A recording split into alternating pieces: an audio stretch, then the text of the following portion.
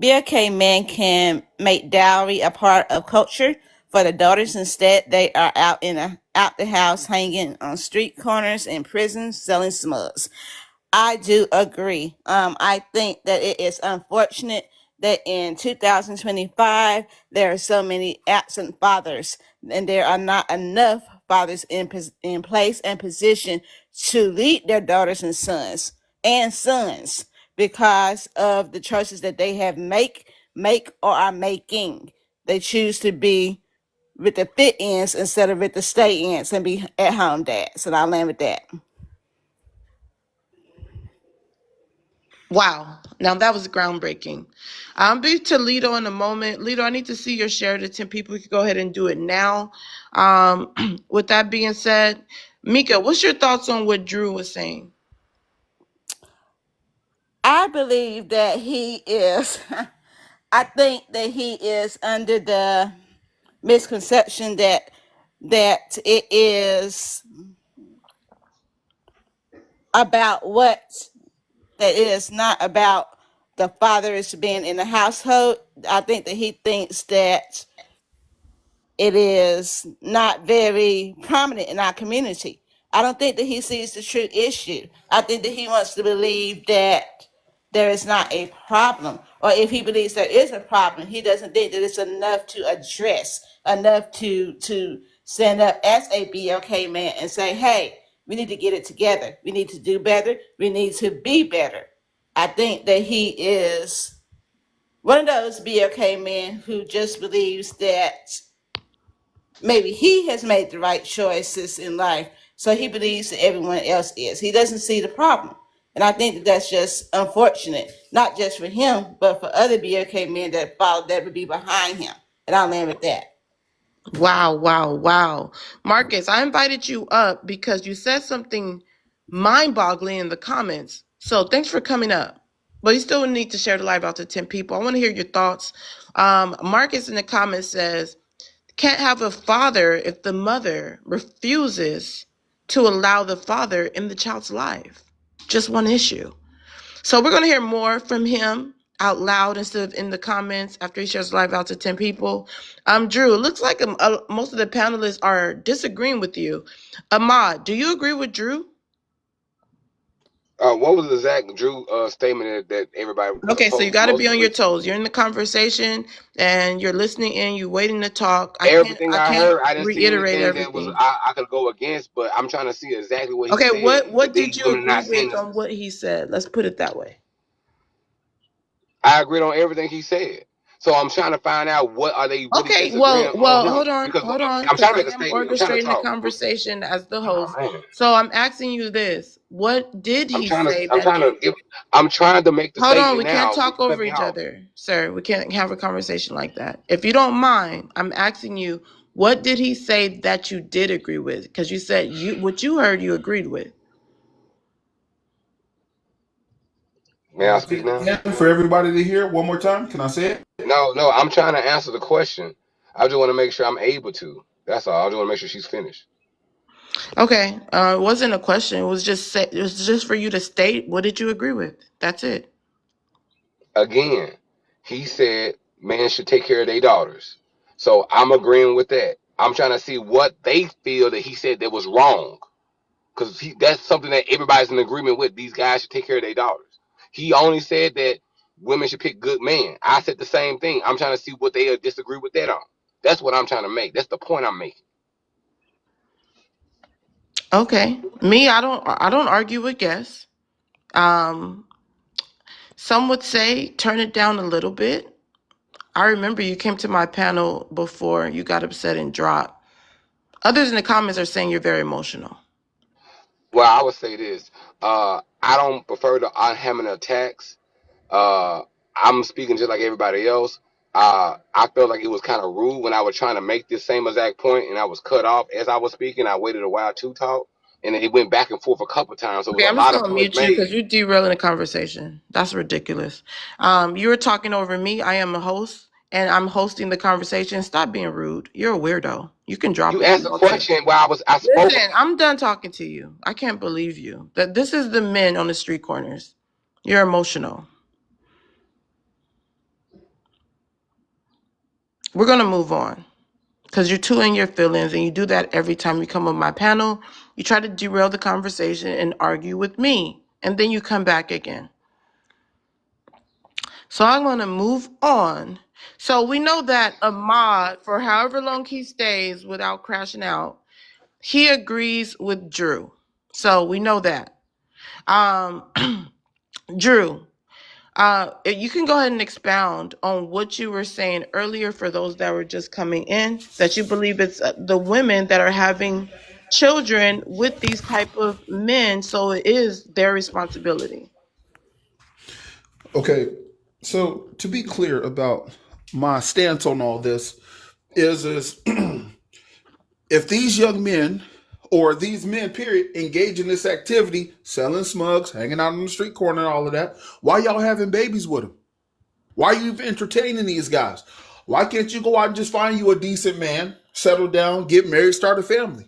Right? It's like you feed into the problem, but you want to blame the man for the activities that he does, yet you directly, fed into that. You see what I'm saying? Like, if I have a daughter and she's messing with a guy that's standing on the street corner selling smugs and all this other jazz, I'm gonna say leave that guy alone because what he engages in is not good.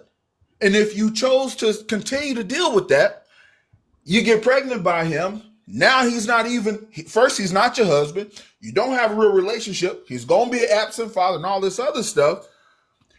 She's going to blame the man for all of that stuff. But then it's like, but you put yourself in the position for that. So we got to stop doing that. Sure, bad men exist. You guys got to have the discipline not to fool with them because it's hard to hide a smug dealer. Because it's usually pretty obvious. We gotta not engage with those men. We just have to not do that. And again, we're talking about a small demographic, a small portion of our men that's responsible for all that grief. And y'all still decide to make those men fathers. Alain. Wow.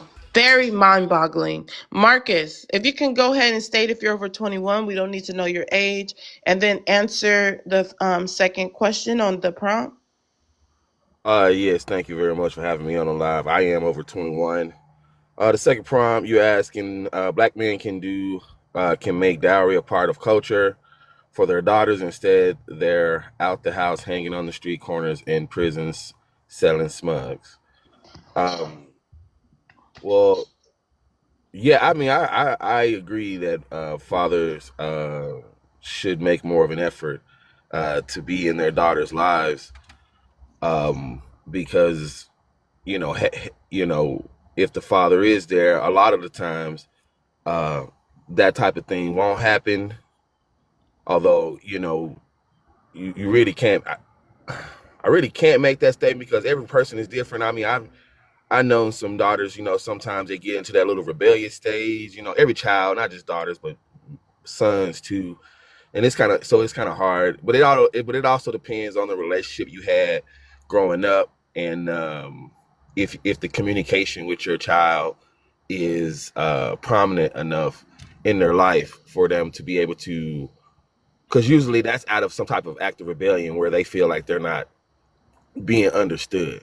But yeah, I was brought up here because I had made the statement that some mothers don't allow their fathers to be in the child's life if they're not together in a relationship. So um and sometimes, depending on some mothers, even if the father is in a relationship, there can be if they're not in one accord on how they're going to raise their child, then you know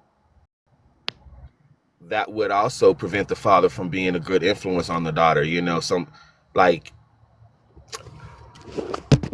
how, like, I don't know if y'all have seen it before, but some relationships where even if you together, your mother is gonna say, hey, you don't talk to her, you can't, they don't. So if the parents are not in one accord on how to change, on how to raise the children, you're gonna end up with this type of situation. And the thing is that it shouldn't matter whether or not you are in a relationship with the mother or with your child's parent. or not, because ultimately it should be about the development of the child. So I think that sometimes, because from my experience, most men actually want to be a part of their child's life, even if they don't want to be a part of the mother's life. They still, especially daughters, it's easier to let a boy kind of.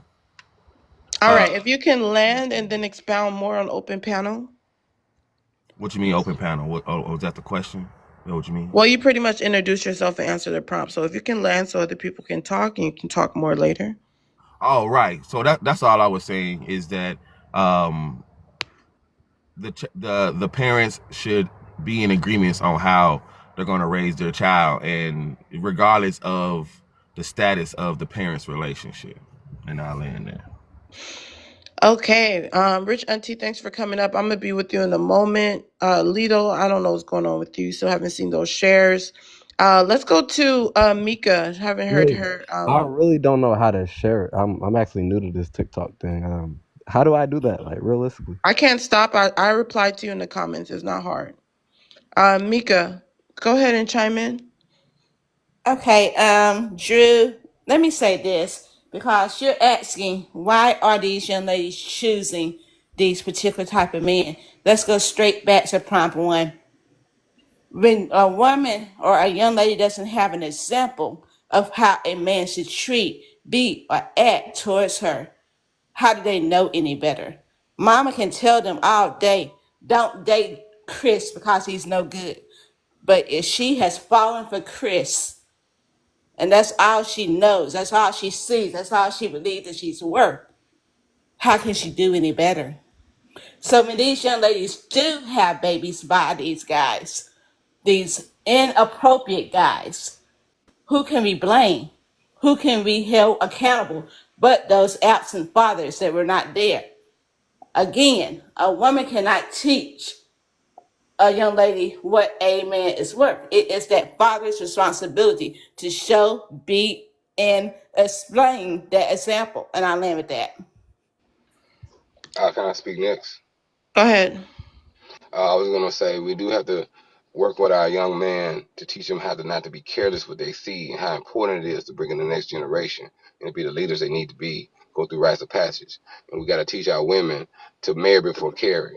Now, marriage don't always work, but to know at least a person has made that level of commitment to you is more important before you bring in a new life. The greatest thing you can do is bring in new life to this world, and it's got to come through you as a vessel, and you are the first nurturer.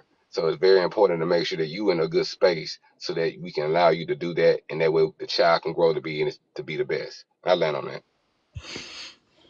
Wow, wow, wow. Okay, let's keep it going. Let's get to 20K. Mods, I think it's two here for now. You can share the live out to other mods. Also, let's still make sure we're doing the mod announcements. Rich Auntie, if you can go ahead and answer the second prompt. Hey, Poet, can I get next? Yeah, you're next. I see you shared. Thank you. Okay, good morning. So we're doing the second prompt. Yeah. Okay, black men make diary a part of culture for their daughters. Instead, they're Can make diary. can't make diary part of their culture. Instead, they're out hanging in the street corners in prison selling smugs. Whew. Absolutely, diary should be a part. Black men should be a part. Make that a part of their daughters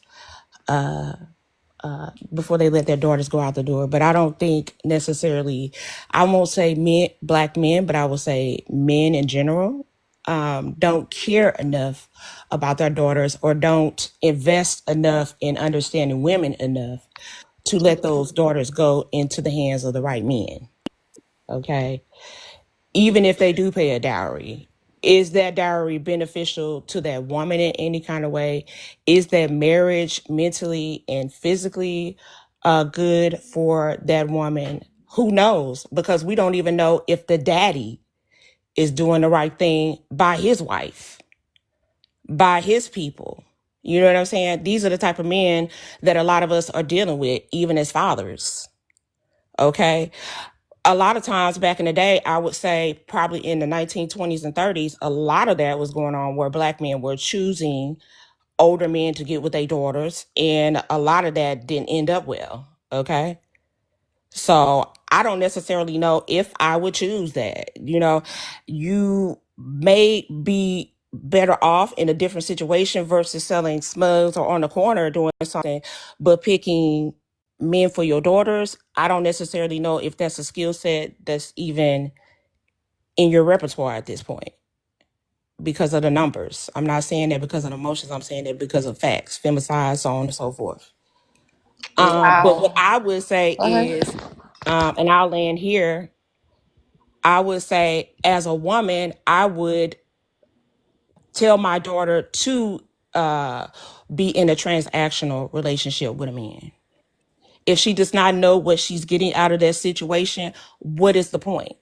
Because a lot of times men want to sell romance and marry before you carry and all of these things that still may not end up in a good direction for them. So I would tell my daughter to choose wisely if she's going to go into that, and I'll land there. Wow. Now that, rich auntie. Now that was groundbreaking. Um, I'm gonna go to Lido next, and then Alondra. Marcus, what's your thoughts on what Rich Auntie said? Do you agree that a relationship should be transitional, and that's what we should be teaching our daughters and ourselves, young women? No, I honestly don't agree. I feel like that stems from not having that example of a father or of what a man should be. It, but it kind of creates this cycle where you have because if a father isn't in the home or a father isn't showing, being that type of person to show his daughter what a man is, then that's not the type of man that should really be a father, right? So it's kind of like, but the same You're men moving that are on the around or street something. corners Ahmad, if you can mute, let him finish. uh in the same type of men that are in the street corners or in prisons, those are not the type of men that should be fathers. So it's kind of like, you know, honestly, the type like the most men out here who want to be fathers do take an active role in their child's life. And so if it occurs that a daughter is going to get with one of these type of men, then that father must not, well, that guy shouldn't have been more likely a man that shouldn't have been a father in the first place.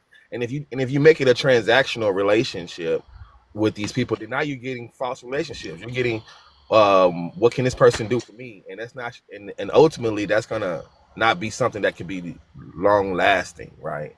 Because eventually you're gonna get what you want. This person won't be able to give you nothing. If it was only transactional, eventually you'll get to a point where you have your worth from this person. And so then what would keep you with this person?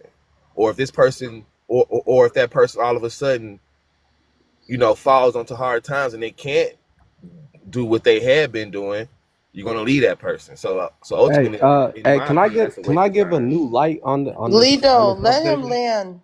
Go ahead and land, Marcus. But yeah, it would be a waste of time to be in a type of relationship like that. That's why I don't agree. But nothing against you, Rich. Okay, thank you. Pearl, welcome back. If you could share the live out to 10 people, you'll be after Alondra. Lido, go ahead and answer the prompt before addressing anyone on the panel and state if you're over 21. Everyone has to be over 21. I do not need to know your age.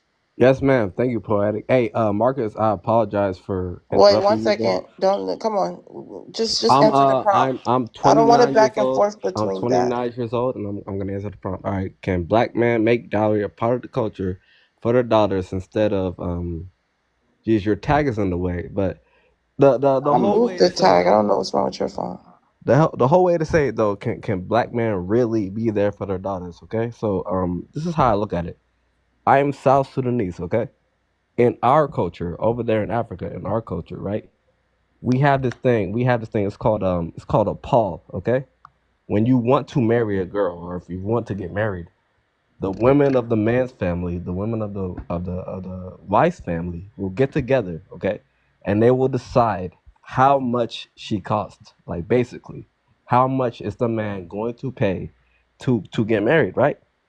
Me myself, I hate the idea. It doesn't make sense. I will never let my daughter be auctioned off. Okay, it will never get down to that. But we sit here and we look at it, right? We saying, oh, the black men are doing, or the BLK men are out on the streets doing this, being bad. We really have to understand that if you are truly black, you are running said culture or any culture. There's nobody else here at all, right? We started off and we ended off. It's just us. So we sit here and we talk about how much does somebody cost? I hate that idea. I will never be here for that idea. I say start with love and then make sure you end with love, right? But that's idealistic. There's no way I can win saying things like that, right? There's just no idea with it. So we gotta look at life for real. We gotta look at life for real. Mm, okay. That was mind-boggling to say the least. Uh, we'll let people respond to you in open panel. Alondra, if you can answer the second question, state if you're over 21. Hi, I'm over 21. I hope everyone's doing well. Um, black men can Black men can make dowry a part of culture for their daughters. Instead, they're out the house, hanging on streets, corners, and prisons, selling smugs.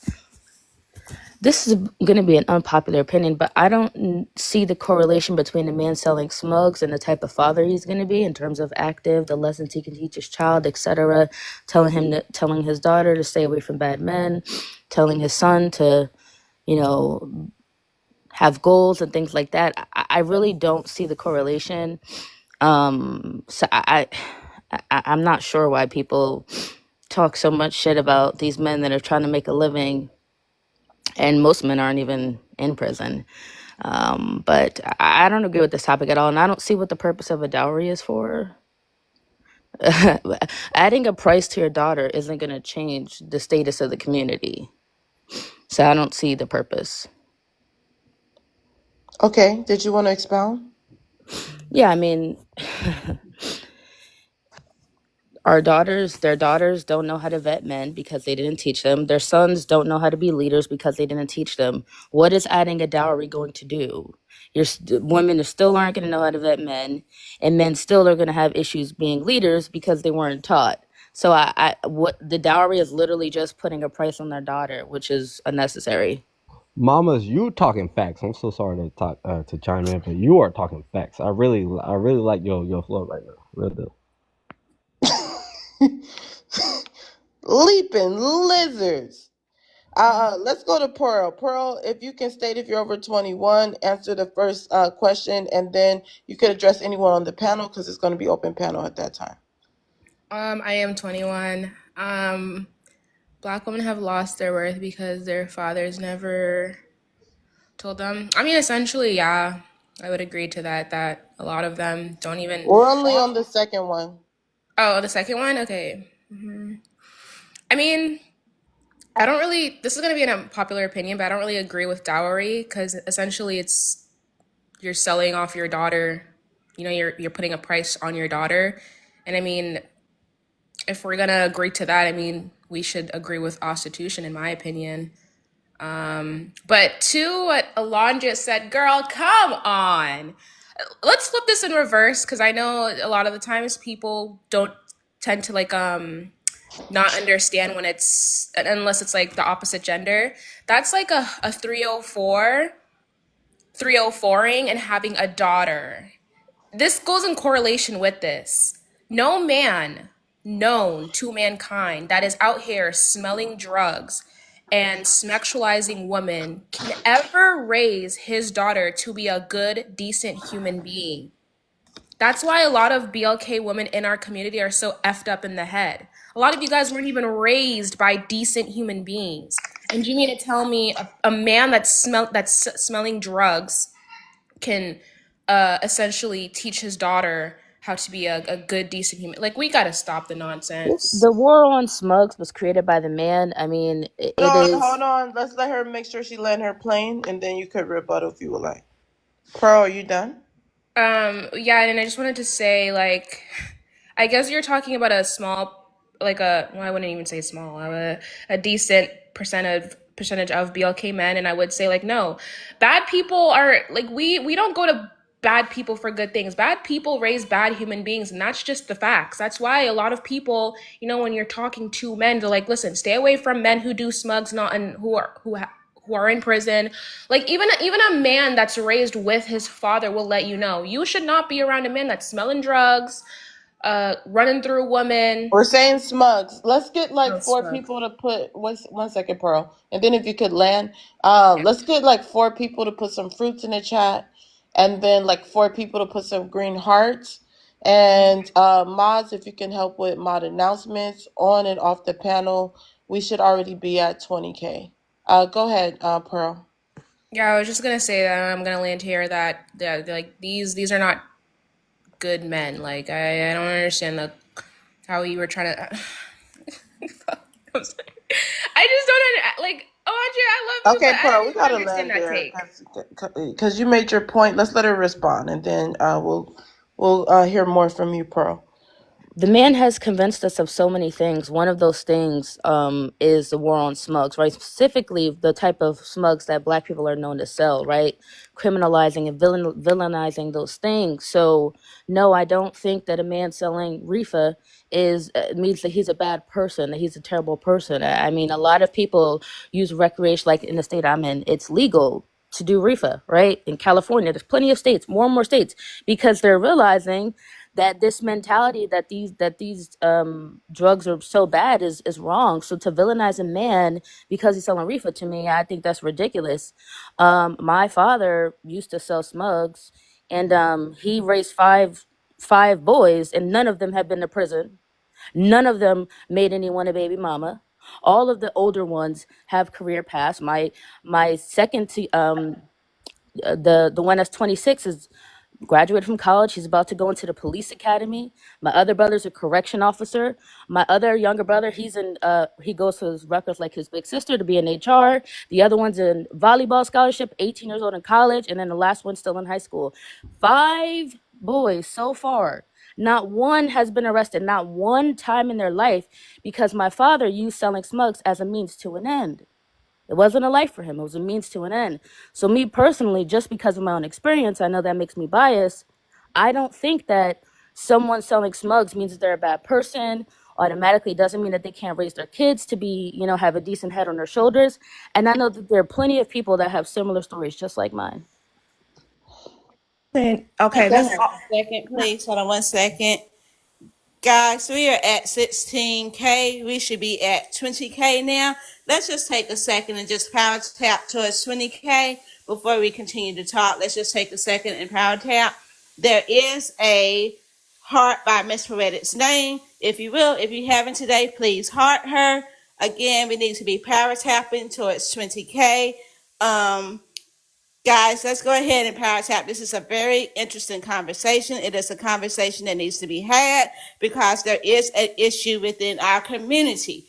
If there is a panelist on here that you just do not agree with, you can get them taken down by sending a money pew pew. If you do not agree with what myself is saying, you can send me a galaxy. Again, guys, let's go ahead and power tap. We should be at 20K. Let's take a second and do that, guys.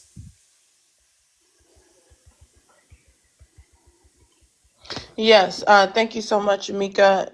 Again, let's see some heart me's. If you haven't heart me today, go ahead and send it. Thank you, Water, your grass, every live that you send that heart me. It's called a daily heart me because each live you can send one. The conversation is getting, I would say, heated in some ways and very interesting and intriguing in others. But yeah, we're gonna get there. We're at 7.3K. I'm gonna open up the panel and hear more about what Alondra said. Matter of fact, I want to see who's agrees with Alondra and why. Um, in a moment. Let's get it to at least 18 K, and then we'll go ahead and open it up.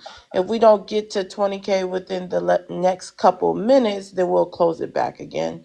But yeah, welcome all the mods. I see Pretty, I see Mika, I see Jasmine.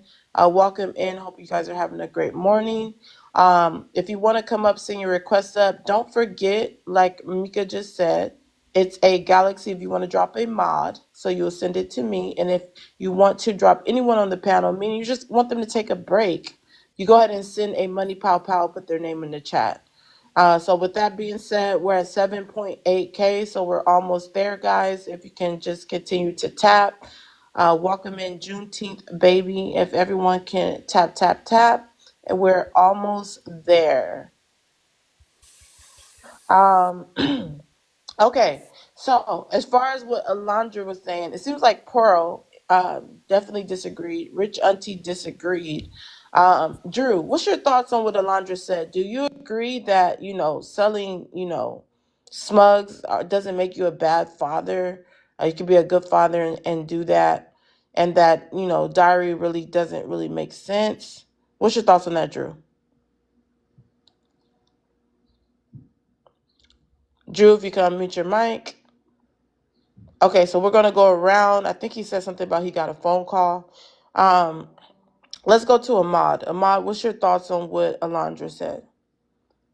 For the most part, I agree with her. I mean, I feel like sometimes certain practices are demonized, but the extreme point of it is bad. So like when the smugs are like extremely harmful to the community and there's violence involved, gang activity involved, I think we should like shun it. I believe in shame. So uh, for the most part, yeah. Mm, Okay. Um, Lito, I know you had unmuted your mic to agree with Alondra. What is it that you agree with her? Are you saying that you're okay with a guy selling smugs and that he can still be a good father to his daughter? Hey, Poetic, 100%. I do not. There's no good. All right, listen to me. No good person sells drugs. All right, excuse me. Smugs Sells for a smugs. reason. My fault. I'm That's so why it's sorry. there. My fault. My fault. My fault. But listen. No good person sells smugs. Nobody. It's okay if you're not a good person, but you can still be a good father, a good mother, if you do. The problem is, it's the mixture of it all. It's a real fine line. It's a real fine line to the idea of I need money and I want to take care of said community.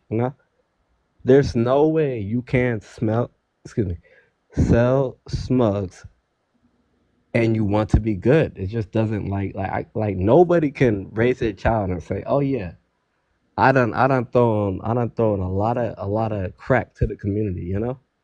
Like this is one thing I really say. This is one thing I love saying. All of the rappers, like all the rap, right? All the rappers that we know to this day would not be rappers if their life wasn't terrible. Realistically, you don't rap if everything is good. If everything is good, you gonna find a real job, a real way to help. Teachers are good. Goddamn, judges are good. Hey, some cops are good. Some of them, not all of them, but a good amount. You can never say you was out in the community poisoning your community and then try to claim like you out here. That's one thing I always say. Okay. That was sad. You mind if I say Mind something? Can I boggling chime in real once quickly? again. Okay, let's go to but remember, let's keep one thing in mind. Um Alondra said that you can be a good person, a good father, and sell smugs. And Lito agreed with her, and he's just expounding on what he agreed with. No, So actually, some would hold on, I Lito. I'm talking. Some would say they're one of a kind. They're two of the same on what they're saying. So let's remember that they both have the same stance. Um, I just want hold to on, Lito, 1 second. Uh, Ahmad, go ahead. I was gonna say that when he said about the rap, we have there's religious rap, there's rap for kids. I rap when I talk about fitness, so it's more than one way to rap. It's just that other groups outside of us try to perpetuate the gangster rap as being the top rap that we should All listen that to. noise in the Facts. background, we can't do And that Ma, while you we're talking facts, hosting. bro. You talking facts. Okay, let's move Can I around the respond? panel. Let's move around the panel. Go ahead, Alondra. Wait for Rich Auntie because I'm sure I'm gonna want us to respond to if that's okay. Yeah, because I'm lost. I'm lost. Like, I don't get on. Oh, man. Okay. I guess I don't. So I was listening to Lito, and he was saying they're not a good person, but they can be a good mother and father. I think I heard that. I'm not Yeah, that's what I 100% sure, said. but That's I'm a pretty good listener. So he said they could be a good mother and father. Then he changed his stance again, so I'm confused. But either way, um, if you can't be a good mother or father, number one, if you're, like you said, selling things to your community that are harming your community. Okay. But even if it's something as simple as, 1 second, Rich Auntie. I'll turn the comments back on when we get it to 25K. okay, cool. If you're selling things that are harmful to your community, that are taking families out, that's it's terrible. You're a terrible person. You know what I'm saying? But at the same time, even if you're doing something as simple as selling reefer, Mm-hmm. okay, you're putting yourself at risk to going to jail. It's illegal in a lot of places. You're putting your family at risk. What the hell? You're putting your family at risk. You go to jail, you got some weight in your house. You go to jail for 10 years. You miss 10 years of your children's life. You're not valid. You're terrible. No, you And talking most of the facts, men that Rich I Auntie. You know, talking Lito, I facts. need you to mute, please. And Rich most of Auntie, the go ahead. most of the men that I know, that I've known of, that I've spoken to about their reasoning for selling any kind of illegal substance is never about the family. It's always about their ego. It's always about how they felt about it. They made it seem like it was about their family, but the moment they got caught, then what? Then you go to jail. Luckily, your father didn't have to go to jail. You're lucky. Bravo. But there are a lot of children who have missed out on their parents because of their egos, not because of money, because they have nothing to show for it. Great that your dad, I've heard those stories of men doing it and they on the low and they get through, they work and all this kind of stuff, and they use it as a second source of income or a first source. Use it, their jobs as a front life, all of that stuff. I know that they've made it through, but there are hundreds of thousands of men who didn't, and their Yes, families sir. missed out on a man Lito, I already because of said, it. hold on. Please stop unmuting. My fault. My fault. My fault. I'm just Rich, Terrible. can you go ahead? I'll end there. I'm gonna get ready to walk my dog. I love your panel. I never come up on panels hardly ever, but I wanted to come in and drop in this morning. I'll be down in the comments and I'll probably come back up later. Feel Can free. I, Okay, I'll awesome. let you drop me can I down. Help chime us in get it real to quick, Poetic? 25K. I will go ahead and drop you. 1 second, you guys. Everyone can mute up, please. But I'll stay up. Alondra, I know she just left. You can go ahead and chime in on whatever you wanted to chime in prior. Yeah. This is just another one of these indoctrinations, right? Most black men never go to prison. Never. Whether they've sold or not. So I think that this is just something that we have been conditioned and programmed to believe, to villainize the men that are trying to make an ends meet. And I was very specific about what I said. I said when you're selling smugs, right, as a means to an end, it's fine. I said it's not a lifetime thing, but it's a means to an end. You might be in college and you're selling smugs. Your lady might be pregnant, so you sell smugs temporarily so you guys can get a better house. Then once you guys get the house, the money for a down payment, you stop. Like, it's a means to an end. I don't see why people are making it seem like such a bad thing. Again, the same people villainizing it are probably the same ones smoking it. So I really just don't understand.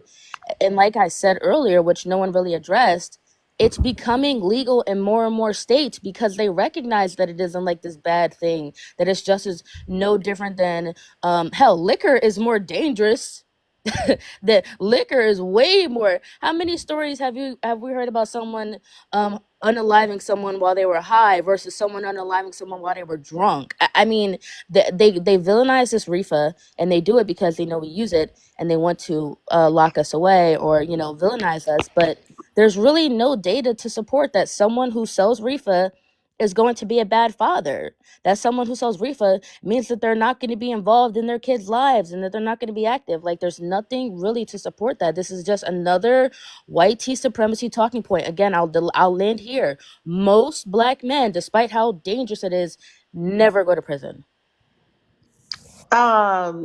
Most BOK men never go to prison for selling smugs, is what you just stood on. Prison, period. Add, Okay, wait, hold on. BOK men never really go to prison, period. Marcus, what's your thoughts on that? Never go to prison. I said most black men never go to prison. Never go to prison. Could you please repeat that one more time? Black men, that will be 51% or more of black men never go to prison.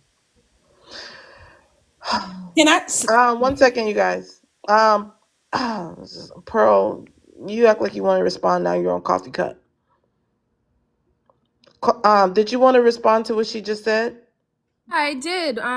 So what you're saying when Okay, the do you topic understand says, what she said? Because we can't do questionnaires. yeah, I do, but I don't agree with what she's saying. I do think most people even in the BLK community who smell smugs, who sell smugs, they do end up going to jail. We're not talking about grass. We're talking about perks and all these other hardcore smugs. Most people that sell those things, which tends to be in the hood, do end up going to jail. And that being said, when people are like, "Oh, you can absolutely sell smugs and be a great father," no, the fuck you cannot. No, the fuck you cannot. Oh, sorry, I have to go. I just want to say goodbye because the comments are off. Have a great Saturday. You're putting not only your life but your child's life at risk when you are selling these things. We've seen. This is how I know, like, most people have never been in like the hood or something like that, because it's like when you're selling these hardcore smugs, you're an easy target. Like, people will want to rob you because they feel like they're getting robbed of what they're buying. Like, you will put yourself in dangerous positions. So you having a child and also selling that does not correlate to you being, or that you're going to be a good father. No, you're a terrible father. You're a terrible father, and you're also a selfish human being. Period. And I don't care who disagrees. Wow.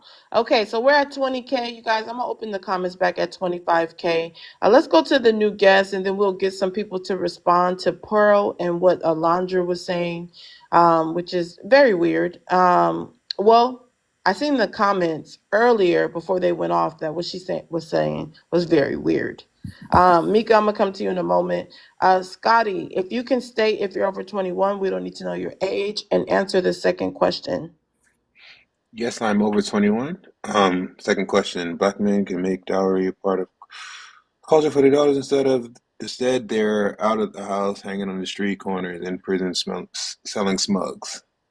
Um, I think so. I don't know if I think that's a generalization. I don't think that's representative of the majority of the community. I don't think everybody's out here selling smugs, if you will. I do think that black men can be more intentional, right, on making sure that there is stuff left or stuff available for their daughters to put them on the right path as they grow up. I mean, not just daughters, but their children. But I don't think that statement is representative of reality. I would like to hear more open panel. Scotty, if you could share this live out to 10 people. HNICs, you also. But for now, HNIC, if you can state if you're over 21 and answer the second question. Yes, ma'am. Definitely over 21. About the dowry thing, correct? Be okay. Can you see it or do? Yeah, be okay. Black men can make dowry a part of culture for their daughters, etc. Instead, they're out of the house, hanging on street corners, in prison, selling smugs. What's your thoughts? It's not the issue that a majority of us are doing that. I think that's no, I don't think that is using the small numbers to represent the whole. But the idea of dowry, that's something that yes, we as mothers and fathers in the community have to create that as an establishment, which I agree with, in saying that when people get married, the guy provide like a house, gold, land. I mean, that's in other cultures I've been a part of and everything. So that's not the issue of, it's an attack that makes it to where that people don't want to listen to the truth of what's saying that, yeah, let's put out dowries, let's put out prenups, let's put up, purpose and vision to where that we can have healthier families and communities. But a majority of us, because people are hanging on the street, that's not the reason why there's no dowries a part of our marriage culture in general. Okay, so let me ask you this, and then I want to hear Ahmad's real take about this whole diary thing. What is the reason why BLK? Because people are saying this correlates perfectly because a lot of these men say that BLK women give up their self easy. They give their V card easy. They stay in relationships easy without marriage, without anything. So why not? You men who are having daughters, because it would take you guys for these daughters to be created. Why aren't you guys holding this standard of dowry to these men who want to be with your daughters? Why isn't that incorporated yet? All right, you like me to answer that? Yes. All right, that's already part of it. I mean, my kids are elementary As age. a community, let's not individualize. Okay, you said you, so that means we say us then, right? We. I said, why aren't BOK men making this a part? This because as in general we don't have standards in our community anymore, and that's the reason why. And this is the reason why we have all these conversations that keep on going round and round, and we keep chasing our tail because we've strayed away from standards that we've had in the past. And because of that, we don't know what a standard is, and that's why we're not holding people accountable. It's easy as that. We need standards, and yes, I believe that the father puts that as a standard, and I see that a lot of my colleagues who are married or fathers and everything, and or fathers, we do have our standards that's set up, and that's one of the reasons why we got married, because they have standards. Put that back into our community of standards, and that's where when you have standards, and then you'll have more of a structure. You have a structure, you could build upon a structure. If you don't have a foundation, you can't build a house on that. It's going to sink. It's going to fall apart. And that's what we see now. That was a little bit of mind-boggling and groundbreaking at the same time. Mika, would you like to? Well, I'm sorry, Ahmad. Let me hear from you. Do you believe that BOK men, right here, should start making it a part of the culture to expect or request a diary when a man is interested in their daughter? I do not. I'm not for the dowry. I'm not for the overly Western ideology of somehow financial means is the ultimate means of the end for our people. Meaning that he would have to be a type of man to carry and make a space for her so she can feel feminine, soft, secure. Money is part, but it's not the totality of the part. And the dowry is only to me when I hit the dowry, I'm thinking of only a financial gain for the father versus what the daughter needs and everything else. Somebody can always have money. A lot of times we see a lot of people when they talk about finding a good man and they talk about well he's spending money. Well that's rappers, not the clown rappers or entertainers, but and sports people. They can spend money and they fly you out and they got all these kids and they not really being in their kids' life for real. So it takes a lot more. And the dowry is just it's like a band-aid. I ready to fix the problem. I land on that. Okay. Let's go to Robert Jackson. If you can go ahead, share the live out to 10 people. State if you're over 21. Answer the second prompt. Let's say be okay I'm for color, 60 white tee years for old. color. I don't need to know your age. Be okay for color, white tee for color. And let's continue to tap, guys. We're almost there. We're at 22.6. Let's get it to 25K, and I will open up the comments. Go ahead, Robert. I feel that there's a lot of rebellion. from growing up with mom, which is she's the primary caretaker of our community.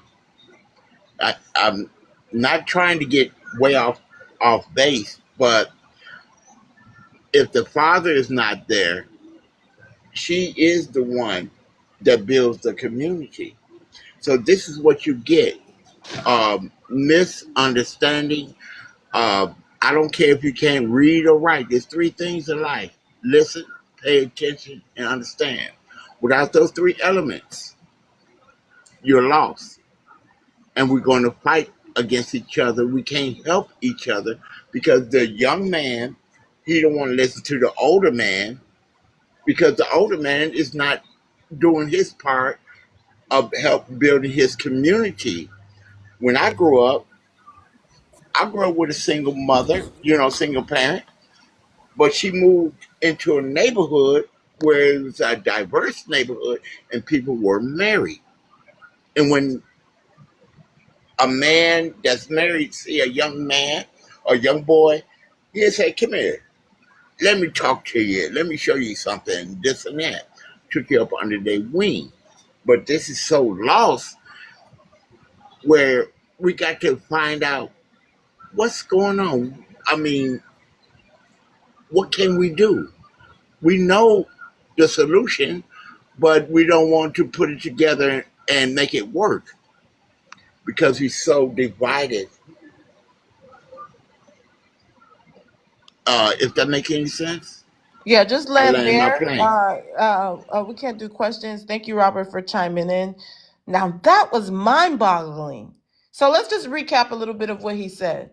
That if the fathers are not in the home, it's the mothers who are leading the community and they should be doing these things. Wow. Scotty, do you agree with Robert that it's on the mothers? I don't think that's a fair thing to say that you're just gonna place it on the mothers. I feel like I do want to call out something that I think is interesting that we often don't think about is that father, when we say father's not in the home, that doesn't necessarily mean that the father is not, contributing and helping, right? But if a father and the mother are no longer together or not together or were never together for real, right? They weren't married, whatever, they don't live in the same house, that already is going to create a void, right? So at the end of the day, it's like a net result of a similar ending where that person is not in the house, but that doesn't mean he's not involved or not contributing or whatever. But all of that to say is that I think we need to be more intentional about, you know, families and making sure we are in families before we start, or sorry, make sure we're in solid relationships, married or whatever, before we start having children and stuff like that. Because I think that goes a long way to what he's talking about. Wow, wow, wow. You guys, this is a great morning for a real conversation. Welcome back, Kalani. I'm gonna be with you in a moment. If you could just share the live out to 10 people. Everyone, help us, everyone on the panel and in the comments, go ahead and help us get it to 25K. It shouldn't take this long. It's been about 7 minutes. We were at what? I think 17K. Now we got to 24. It should take nothing to get to 25. Let me go to No, I'm sorry. Let me go to Ahmad and Amar Mara. I'm sorry if I said that wrong. I'm gonna be with you also if you could share the live up to 10 minutes. You were first. Ahmad, what's your thoughts? Was Robert correct that it's on the women because the men are out of the house? Uh, I believe in half of what he's saying. So what I'm going to say is, it's on the women de facto. So now they stuck with it. They are in charge of the communities because they are the one in the house with the child. But it's not because they were put to be the leader. They end up being the leader because the man not there for whatever reason, either because the father, the mother, the father, the man. That's why I go back to the only way to solve it is to marry before carry. Have somebody fully committed so that way you can get two incomes, two minds, forming those child upbringing. So that's all it is. The women got to pick better. The man got to pick better as well. Wow, wow, wow. Mika, you wanted to chime in, and then we're gonna go to the new guest. Yes, I am totally just in shock that I heard a man say that it is the woman's responsibility to lead. Wow, that's very interesting because most of the time you have these men and their lack of a better word, egos. Oh, I'm the head of the household. It's either my way or no way. So to hear a man say that is very interesting. But let me say this: it's totally wrong. I mean, and again, I take it back to the first prompt. If they don't have, if the family does not have a predominant or a strong foundation, which is supposed to be a male in the household, then how can it stand? The family and the house stand? There's just no way. I mean, so to say that you're putting this all on a woman, it's just bad to me because you want us to be not only the ones who take care in the house, but you also want us to be the ones who are leading the house. And that's confusing to me. And I land with that. Wow, groundbreaking. Well, Even more so, this man is in his 60s. So this is our elders. These are the men teaching the younger men that, and probably that's maybe why the community is in the state that it's in. Hey, as the host, I'll stay neutral, but that's what I seen earlier in the comments. Um, Amara, if you can go ahead and state if you're over 21, we don't need to know your age, and then answer the second prompt. Hey, I'm Amira. I'm over 21. Um, I was born in New York. I'm from the Bronx, but we came down here in the South every summer or whatever. I just want to give a short kind of history lesson. Basically, when you know your history, you know where you come from, and you know the fight of what men have to go through. And I don't want to pick sides. You kind of realize that pharmaceuticals is something that black men weren't hip to. They weren't privy to that type of thing. So when it's introduced to the communities, they're new. They just now getting their feet wet. So a lot of them do get hemmed up. A lot of them do end up leaving the homes only because it causes a strain on the family. Not only because of that, but slavery was introduced in a way to where the homes were broken up in the beginning. So men are not afraid to leave the home. They're not afraid to leave women with their children, and with their children. And this is something that we have to kind of shy away from. Um, Feeling like, oh, okay, well, it didn't work out, so I'm just gonna leave her with the kids type of situation. That's one issue that I think kind of forces men to continue to join in on the pharmaceutical business, and they don't try to look for other ways to make other incomes. A lot of them don't have any trades. They're higher ups. The older men in the family don't really hand down the skill sets that their forefathers had, and it's a lot of skill sets and trades that people are sitting on, but I guess they don't want to be put back into that mindset where they don't want to work for the white man, or they don't want to put their self in that position to where they're told what to do. So they're kind of looked at as lazy, this, that, and the third. As far as the dowry thing, I honestly feel like if a man is not putting himself in a position to win that way he can get land, he shouldn't be having children. What is there to build on if you don't have land? Like, my great great grandfather was a moonshiner at the time, and it was illegal. He didn't know how to read, he didn't know how to write, but he had 11 daughters and 2 sons. He took that money that he got from moonshining right before they was about to abolish that and imprison people for doing it, and he moved to North Carolina, and he used another man, a white man, to take him to court and buy some land. All I'm saying with that is there is a way. If you play the game right, you get your money, you get in, you get out, and you don't get caught up. You can't just jump in because you saw somebody else doing it. You got to know what you're doing. Like I'm not against it, but at the end of the day, you can't you can't just jump into something because you saw how glamorous the next man was doing it and he's doing it and he's out on the streets. Most people out on the streets selling pharmaceuticals are the stupid ones. I'm just going to be honest with you. And then the ones that's doing it from home are also stupid. You can't shit where you lay. Like, you got to be clean about it. And I'm not saying that we have to be better, and I'm not saying that we have to be worse, but there comes a point in time where you have to look at the environment that you're in. This whole country was profiting off of different pharmaceuticals: tea, coffee, tobacco, alcohol, sex, pharmaceuticals, you name it.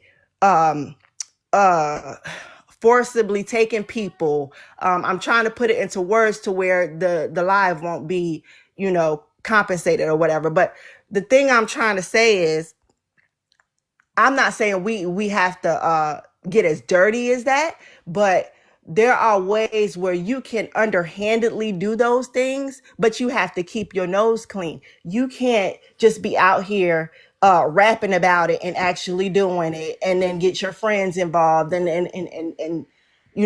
a lot of times you inviting weak people around you, splurging the money, things that you got to. If you're gonna do it, get out, build a foundation, leave it alone. Because what my great grandfather did, he used that as a Amara, if you stepping can stone. land there, and I'd love to hear more on open panel. Okay. All right, thank you so much. Can I? Kalani, if you can stay, if you're over 21, we don't need to know your age, and answer the second question. Yes, I'm over 21. Which one is the second question? The black The one men in the middle, the long one. black men can can make dowry a part of the culture. Uh, yeah, I think that can be a thing. Black men can make dowry a part of culture. Um, Instead of hanging out in the streets, I think that two things can be true at the same time, in the sense that, like, is the argument really about dowries? You can take it however you want to take. You can spin it wherever you would like to spin it. Okay, I don't think that's a bad idea. I don't agree or disagree with the concept of dowries. I guess I was thinking more along the lines of, like, problems that exist, and following up what Amira was saying, in the sense that there's a lot of rethinking that needs to occur. I'm gonna speak fast to your point about getting back into open panel. There in the slavery model, I do think there's an ease of leaving, in that many times in Black history, it is very comfortable to see Black women raising families on their own, and maybe that makes dowries difficult because of the abuse that society has seen Black women endure, makes Black women seem less valuable. And I don't know to what extent a dowry becomes realistic after that, and the way that men in general and our men even treat us after seeing that.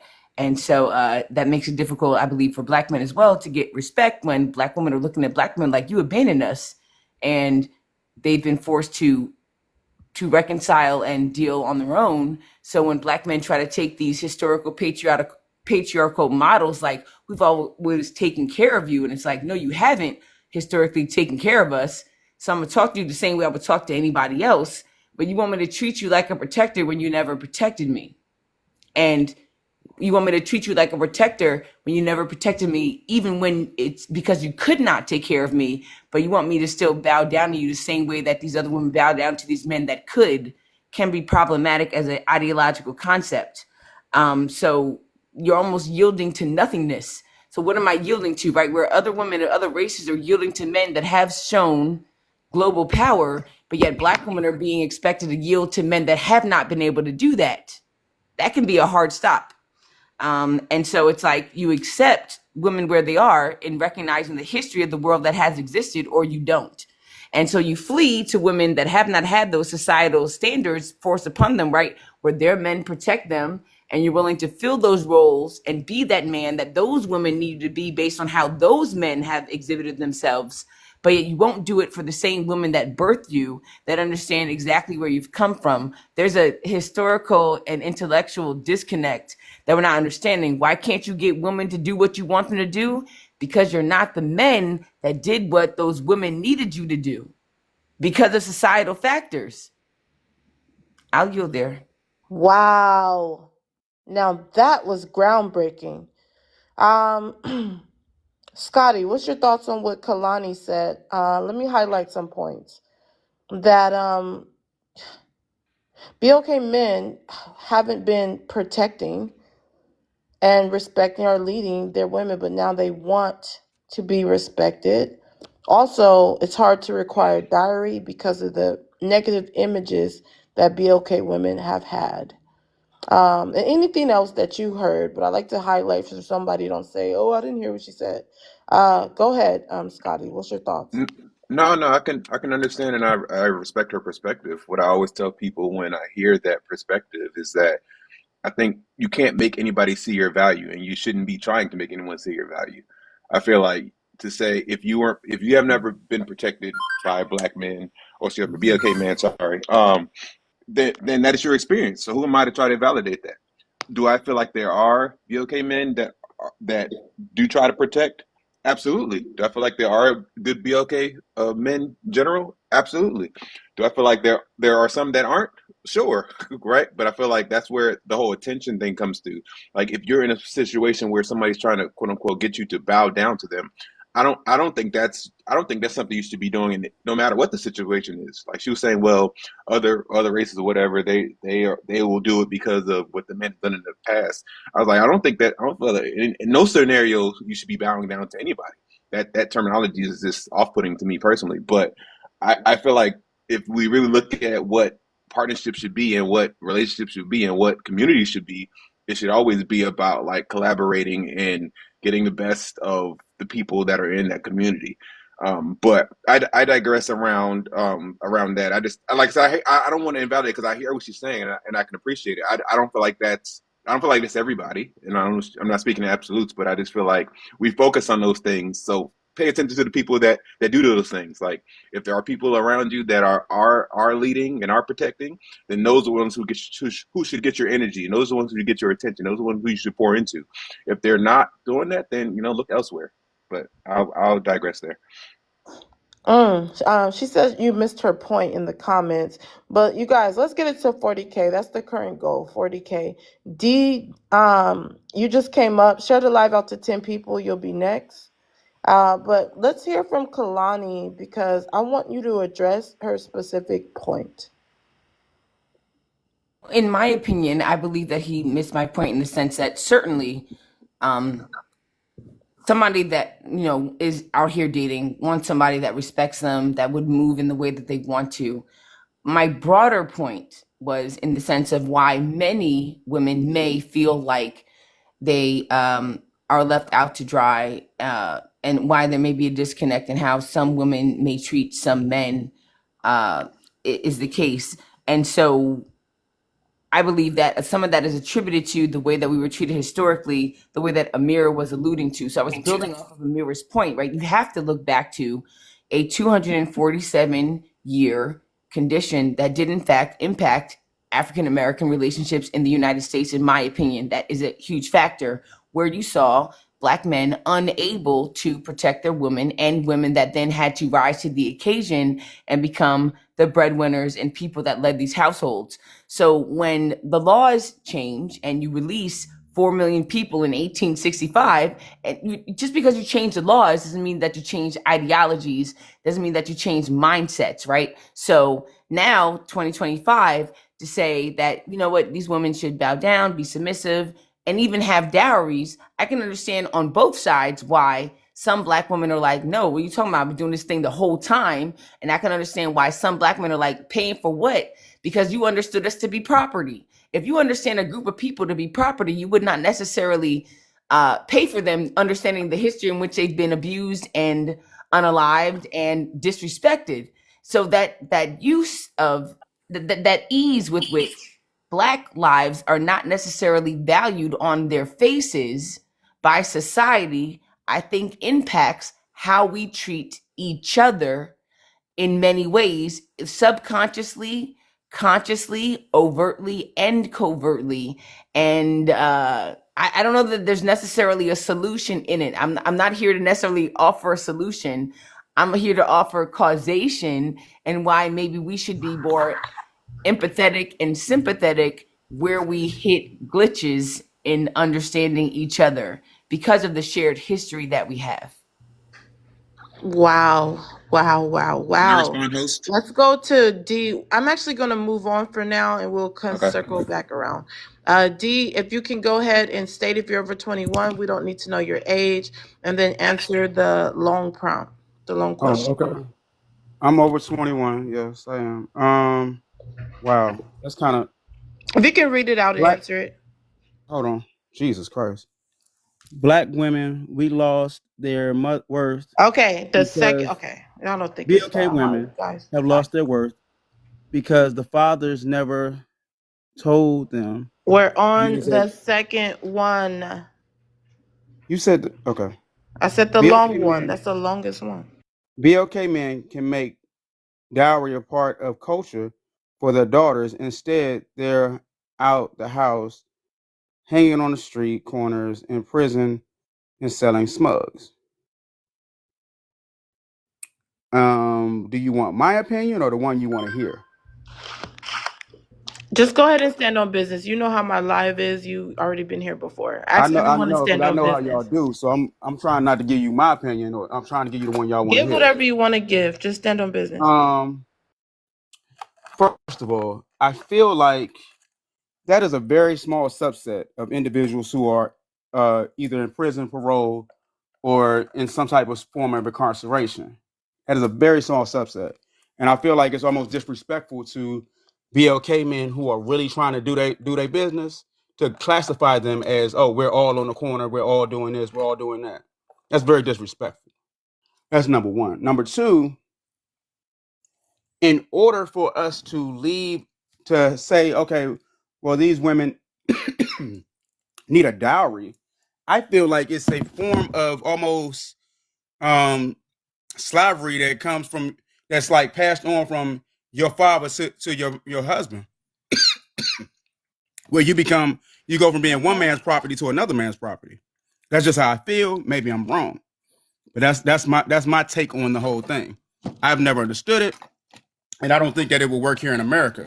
Now, what I do believe that might work in America is the idea that these two families come together and kind of betroth, or what, they have different words for it, where and pretty much we bring these two young people together, and we know, what they like, what they don't like, what their family structures are, what their, traditions are. So we try to find two young people who are pretty similar to each other. And I don't think it should be a first time they meet. I feel like it should be a situation where they kind of grow up together, grow together, go on a couple of dates, get to know each other, and then I feel like it's cool to marry. Just me. Mm, mm, mm, mm, mm, mm. This is mind-boggling. We're gonna move right along. Let's go to Robert Jackson. Robert, could you tell me more on how, since the men leave the house, it's on the women?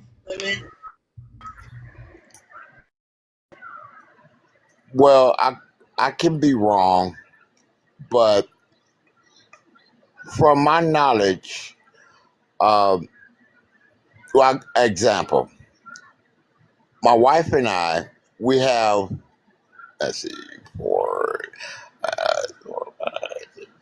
8 kids, right? I have none by her, but you have all daughters. And me as a man, I showed them that this is the kind of man that your mom, your grandma, uh, you should lead from my example, because I take care of her, we take care of each other. And I'll, I say my my worth, my wealth is what I can leave behind more than money. And I can admit that men, young men, go out and have babies by women and don't take care of their own, which is very, very wrong. Uh,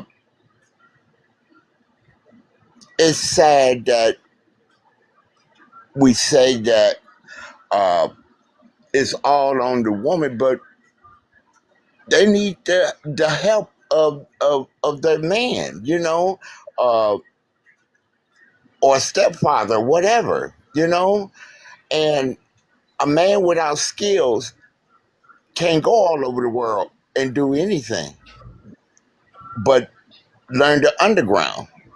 Sir, I asked you a So specific question. I asked you because earlier you said that the men are leaving the house,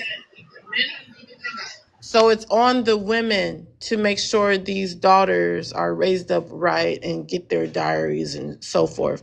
Now you're saying something different. Ask everyone to stand on business. Let's not backpedal. Let's not go in circles. Otherwise, we're not having a real conversation. didn't I say I was raised by a single parent mother? Oh my God. Or Now you you're asking just me the questions. or you just want to pick out some that I really asked caught your you, ear? I'm asking you this. Could you expound on how it's on the mothers because the men have left the houses? That's what I asked you. If the man never been in the household, how can he leave? But why was he never in the household? Expound. That's not my act. My question is not why. That's Kalani. Expound on that, on your thoughts. Let me mute your mic because you're echoing. Expound on your thoughts on how it's on the women because the men abandoned the house. Could you please expound on that? You can unmute your mic, sir. Please expound. All right. Well, while we're getting him to unmute his mic, we should be at I'm 30K, you guys. Go ahead.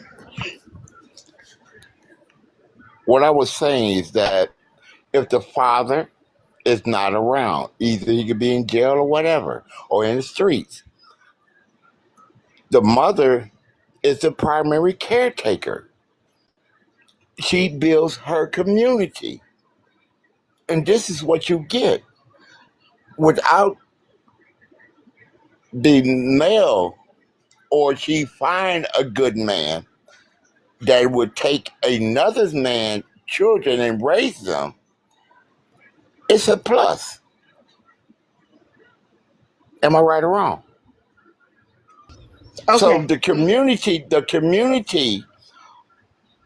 which is that they have young men, young boys, and she has someone that she thinks he'll be a good fit, but he's garbage. If that make any sense. Why has he got to be garbage? And we Don't answer choose him, please. No questions, you we guys. choose what makes us feel good, not thinking about the future.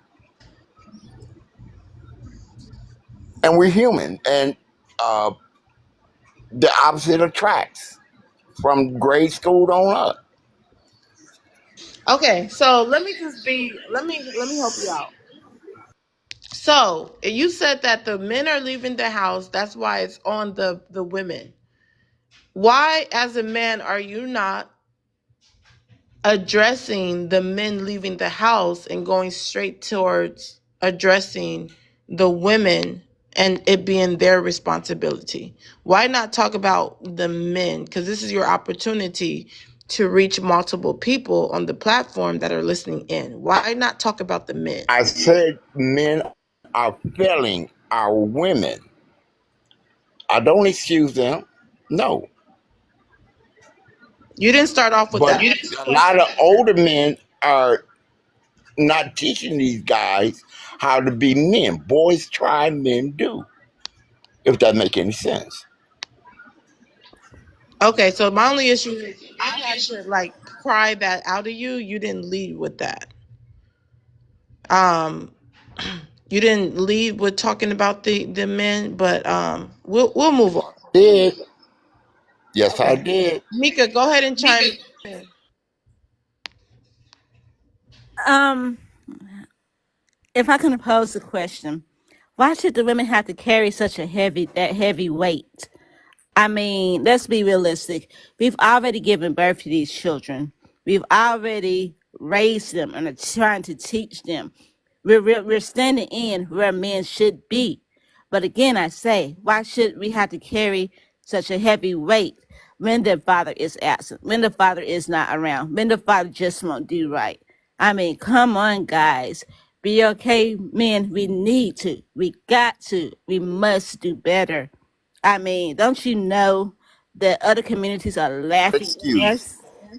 Are laughing at us because they see where our community is going. They What see other what is communities are happening laughing to at our us? community. I mean, come on. What If other you can't communities stand are up laughing for at us? what's right, you're gonna fall for anything. Which And I other land with communities are that. laughing at us? Don't answer that. Now I have an example of that. Do Wait, you wait, guys wait, wait, wait, remember? wait, wait, wait. You guys, we need mod announcements in the chat so the viewers will know what's going on. People who are new or haven't been here in a while, they might not know the rules. So that's why we need more mod announcements, which I'm not seeing. Mika, Jasmine, if you guys can help me out. Um, Pretty was just here, not sure if she's still here.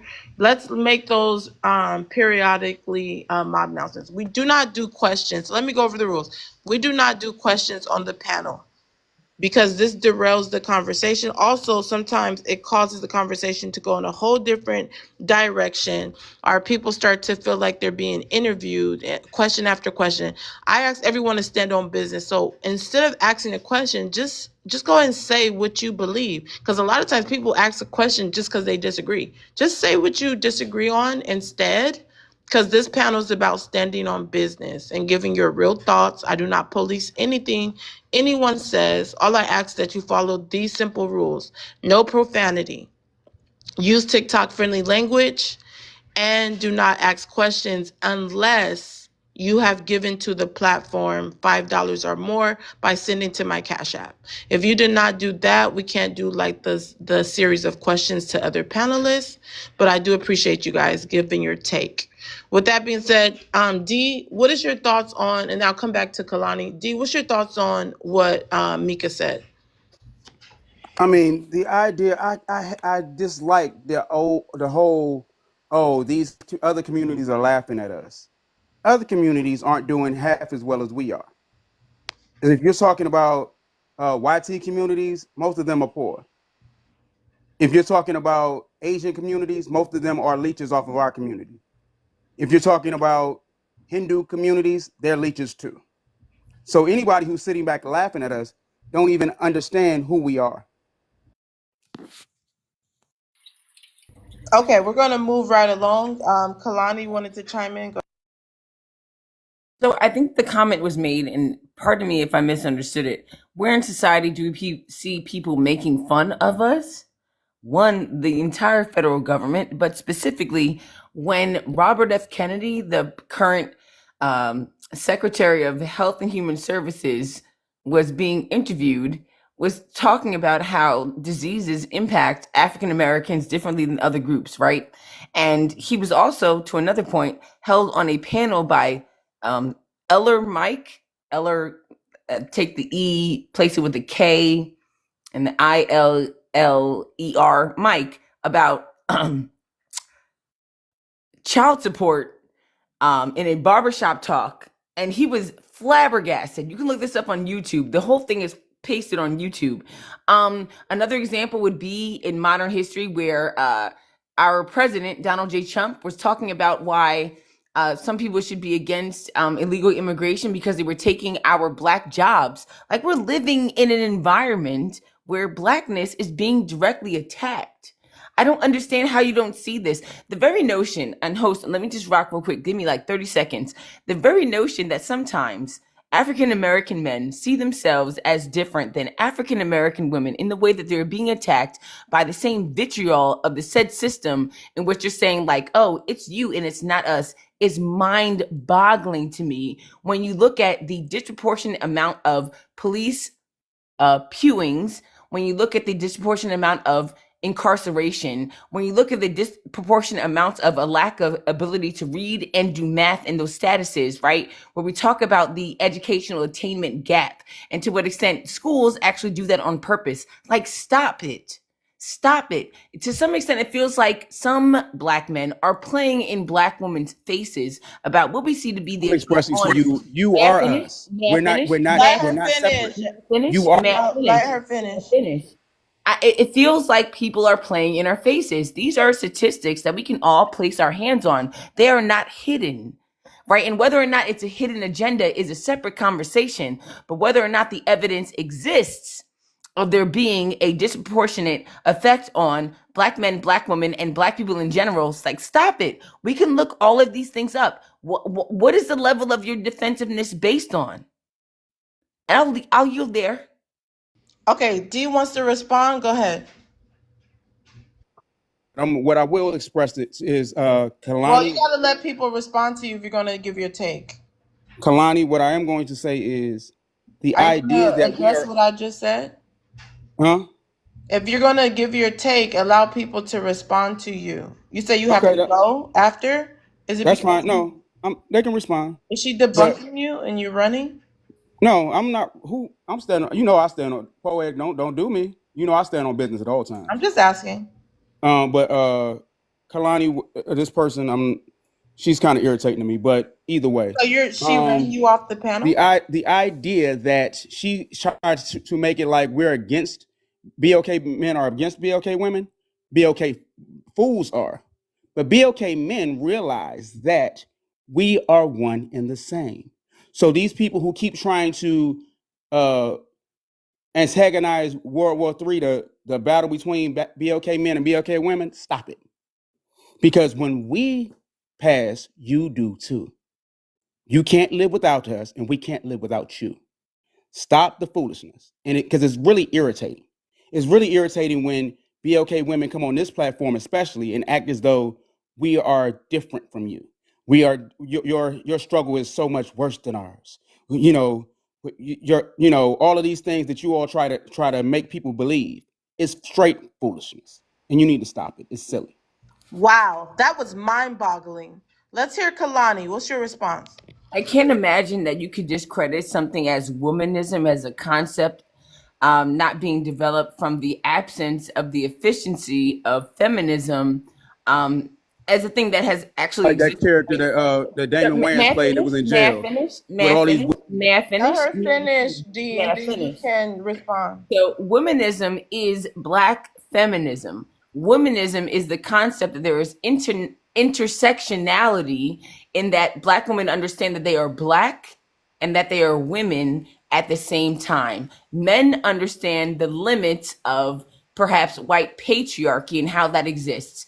But and not only that, right? They understand the limits of racism and maybe some limits of patriarchy, but Black women are expected to be subjected to two masters at the same time versus the one master. The master being the YT man that has elevated himself in the last, let's say, 600 years of human history, where the first uh, areas in Africa were colonized by the Portuguese in the 1400s. The fact that the Portuguese made it to North and South America in the 1400s as well. We can see that with the existence of the years of things like Brazil and whatnot, right? 1492 Columbus. We know the centuries in which these things existed. So for you to say, like, our struggle is the same and that you as Black men understand that to be the same is minimizing and infantilizing of the uniqueness of the struggle that Black women have. So when you struggle to understand feminism, you struggle to understand womanism at the same time because it is not your struggle. So just don't speak on it. I don't speak on struggles that I don't understand, right? When I see the issues that are going on with Israel and Gaza and the West Bank and Hamas, I don't speak on those things with confidence because I'm not a part of those communities. You, sir, are a part of the Black community. You can speak on Black struggle. You do not get to speak on Black women's struggle with confidence because you are not a part of that community. Why is that so hard to understand? One cannot be aficionado on everything. I'll yield there. Wow. Go I ahead, am an Kalani. aficionado on my Wait, I'm people. gonna make sure she's done. Kalani, did you land? I'm there right now, but I would also ask, since you asked me, I'll add this. Why do you feel the need to be the aficionado on a struggle that is not yours? Why are you so comfortable trying to define a struggle that is not yours? Why is that a part of your being and your nest right now? Your nest, NESS. Why is that so important that you try to tell me what I should think, how I should feel, how I should operate in this moment when I am telling you what my inabilities are? In a society where you would not want a white tea man or a white tea woman doing the same things for you, why would you put yourself in that position where you think you would want to do the same for me and expect me not to react as strongly or as virulently as you would if one were to challenge you to do the same? You would not want someone to do that to you. Wow. Now that was Aficionado on my groundbreaking. people. Hold And on. just because Hold a lot on. of a lot of my people, especially Give me BLK one women, second, of D. Hold course, on. That was groundbreaking. People in the comments says, hey, you cooked him and he's burnt. He's brittle. D, go ahead and respond. you can't cook what's cooking. Young lady, young old lady, whatever you want to be called. Um, I dislike the idea that a lot of BLK women, of course, want to take the side of YT women who don't care about you at all. This womanism struggle is silly. We are BLK people, not woman, not man, people, because we have to raise our children. So this whole idea of, oh, I'm a feminist first, I'm a womanist first is silly. Just be a BLK woman and be with your BLK man and stop trying to skew the issues and move the goalposts because of the womanism and shit. We have to be women first, and we are societies. Huh? You sound like a dummy going to jail. Shut up. D, you've been dropped. All right, if everyone can please mute their mics. Again, D, you have been dropped. Don't be mad at me. That's part of the rules. Me or the mods do not drop anyone. Anyone in the live can make decisions on who gets dropped. If you think they need to take a break from the conversation, you will send a money pow pow and put their name in the chat. So again, D, you've been dropped. If anybody believes he should be back up and finish what he's saying, go ahead and save his spot with something higher than that dropped him, which was a money pow pow. So send something higher, he'll get his spot back. Chris, I'm gonna be with you next. If you can share the live out to 10 people. I want to go to um I want to go to I can think Jasmine's busy, so let's go to Scotty. Scotty, what's your thoughts on the exchange between Kalani and D? Who made the best points? I mean, I have to agree with Kalani, actually. I'm not sure if that's surprising to you all or not, but I feel like she's absolutely right in the sense that why the need to kind of put yourself in someone else's struggle? Like I would never understand what it's like to be a BLK woman, right? Nor and no offense to anybody, but I don't want to have that. I don't want to have that experience, right? Like there's stuff that they have to deal with that I will never have to deal with, and I can understand that and admit that and be completely fine with that. I do feel like at the same time that's and I think she's saying this. I don't know if she disagrees or not, but I feel like it's the same thing. Like she would never be a BLK man. So there are struggles and people have different struggles. I don't see why that's problematic. I do think something that becomes problematic is when people try to say who has a worse struggle or who has it worse and you don't have to deal like I feel like that's when it becomes a different conversation. But I feel like it's completely reasonable, right, to have a conversation to say, well, no, you have struggles. that I don't have, and I have struggles that you don't have, And and may I and Mm. and just leave it there. can I respond But that's just directly to my Scotty, One, host? one, one second, Kalani. I have to come back to you. Let's go around so other people can chime in. Christopher, if you can answer the long prompt in the middle, state if you're over 21. We don't need to know your age. Yeah. Um. Good morning, y'all. Yeah, Oh. I'm definitely, I'm definitely over 21, and black men can make dowry a part of culture for their daughters. Instead, they're out of the house, hanging on the street corners in the prison. And I can't read the rest of it because you got the You're in cash app there. prison selling smugs. Go Okay. ahead. Yeah. Yeah. I would agree that. Well, let's start at the top.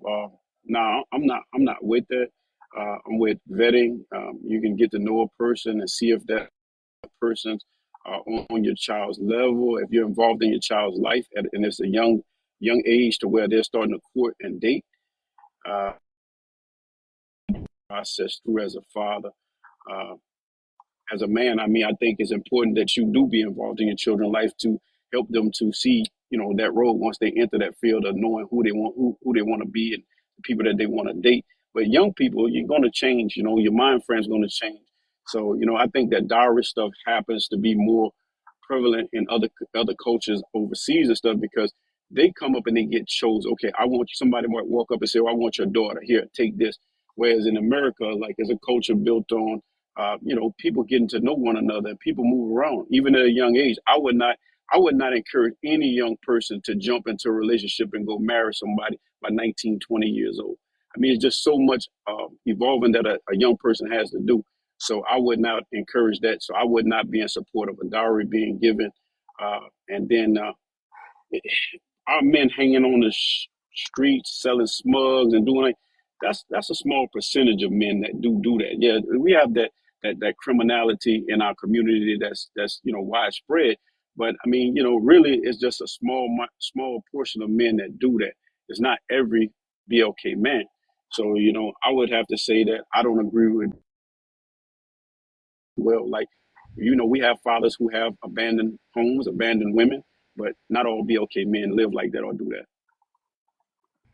Wow, that was mind-boggling. Moving right along, we have Jerome. Jerome, if you can state if you're over 21, we will need to know your age and answer the middle long prompt. Yeah. Definitely over 21. BLK men can make dowry a part of the culture and then you got your cash app right there. So I you move. can't read. You guys are seeing something I'm not. Okay, BOK men can make diary a part of culture for their daughters. Instead, they are out of the house, hanging on street corners, in prison, and selling smugs. What's your thoughts on that? Well, I would say that that's a total ridiculous statement. First off, that's a lot of men. That's not just BLK men. That's white team man because y'all like to uphold the white team man. A lot of those white team men they do exactly what you just said. They be in jail. Okay. You see me, I'm out here. You know why I'm out here? Because all I do is the right thing. The right thing. Okay. I go to work, I pay my taxes, and I do what I'm supposed to do. So this whole notion that most BLK men do this, you know why y'all say that? Because that's the level of attraction that you can get. You as a woman, you can only get a bum. You can only get a man that's in jail. That's why I be pen paling so much. Okay, I know a couple of women that got married to a man that's in jail right now. He probably never gonna come out. So that's y'all. That's a you issue. Okay, because there's plenty of men, but guess what? They don't got the same swagger. They don't move the same way that a jailbird moves. They don't. They're not as buff. They're not this. But guess what? He works at corporate America. But guess what? That's just not good enough for you. You know what's good enough for you? Somebody who could tell you to shut your mouth, and that's usually a jailbird. Somebody who got enough stamina because he ain't got nothing else to do. He ain't going to work, so he ain't weak. He got enough energy for you. So a lot of y'all actually like dealing with men that ain't got nothing going on because he got energy for you. And another thing that I noticed about women, y'all love to have the upper hand. If you deal with a man that make more money than you, some of y'all get fragile. Some of y'all get a little scared because you know at any given time you can go get a woman that look better than you. But when you deal with that bum and you paying his phone bill, guess what? You already know he ain't going nowhere, and that makes you feel comfortable. That's why a lot of y'all ain't living like the Huxtables.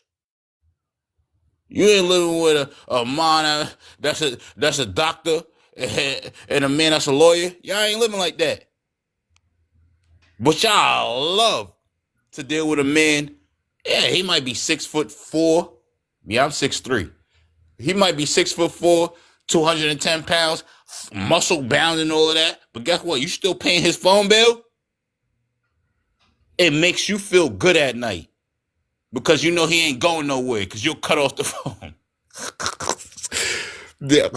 Y'all women is ridiculous. And y'all make it seem like we don't know what's going on. We know what's going on. And I'm gonna land it with this. When a man is making good money on, he get him a nice little slim tenderoni. 100, baby, how much you weigh? 150? A little slim tenderoni. But guess what? If he ain't got nothing going on in his life, he gonna have to get with a 250 pounder. I'll land my damn jet.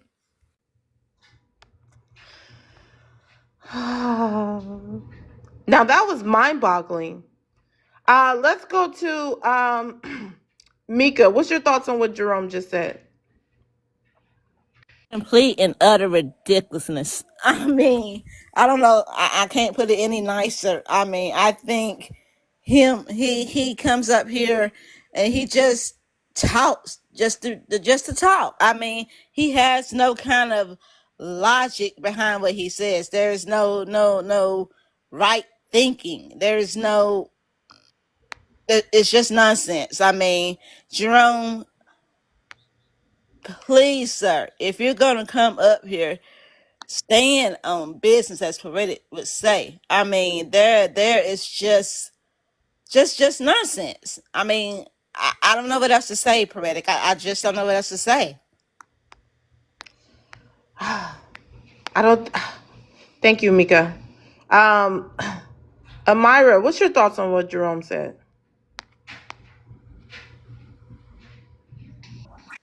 In the beginning, he did kind of make a point, but after he kind of took it somewhere else, I forgot where the point was. Like, I thought he was going to bring it home with something else, but he really just lost me with it. Like, I kind of like feel bad for like, I don't know. No, I don't feel bad because I wish I remembered the point that he made when he first started, because it was it was a sincere truth. I just wish that he would have followed up with something else to validate that point so that I could really kind of chime in on it the way I wanted to, because he really just kind of threw me off. He threw me off with that. Some people in the comments said that you're acting like you don't know the point because you were saying in the comments, tell him, tell them, and clapping your hands when he was talking. So that's ironic. That's what they're saying in the comments, Amira. Okay, we're gonna move right along. Let's get it to 40K if everyone can tap, tap, tap. Um, Seconds, real quick. Jasmine, you wanted to chime in? Hold on, Jerome. Jasmine, you want to chime in? Go ahead. Over 21 BOK women have lost their worth because their fathers never told them. I absolutely don't agree with that We're at not on all. that. We're not on that one. We're Oh, not. the second one, black men can make diary a part of the culture for their daughters. Instead, they have the house hanging in the streets and corners.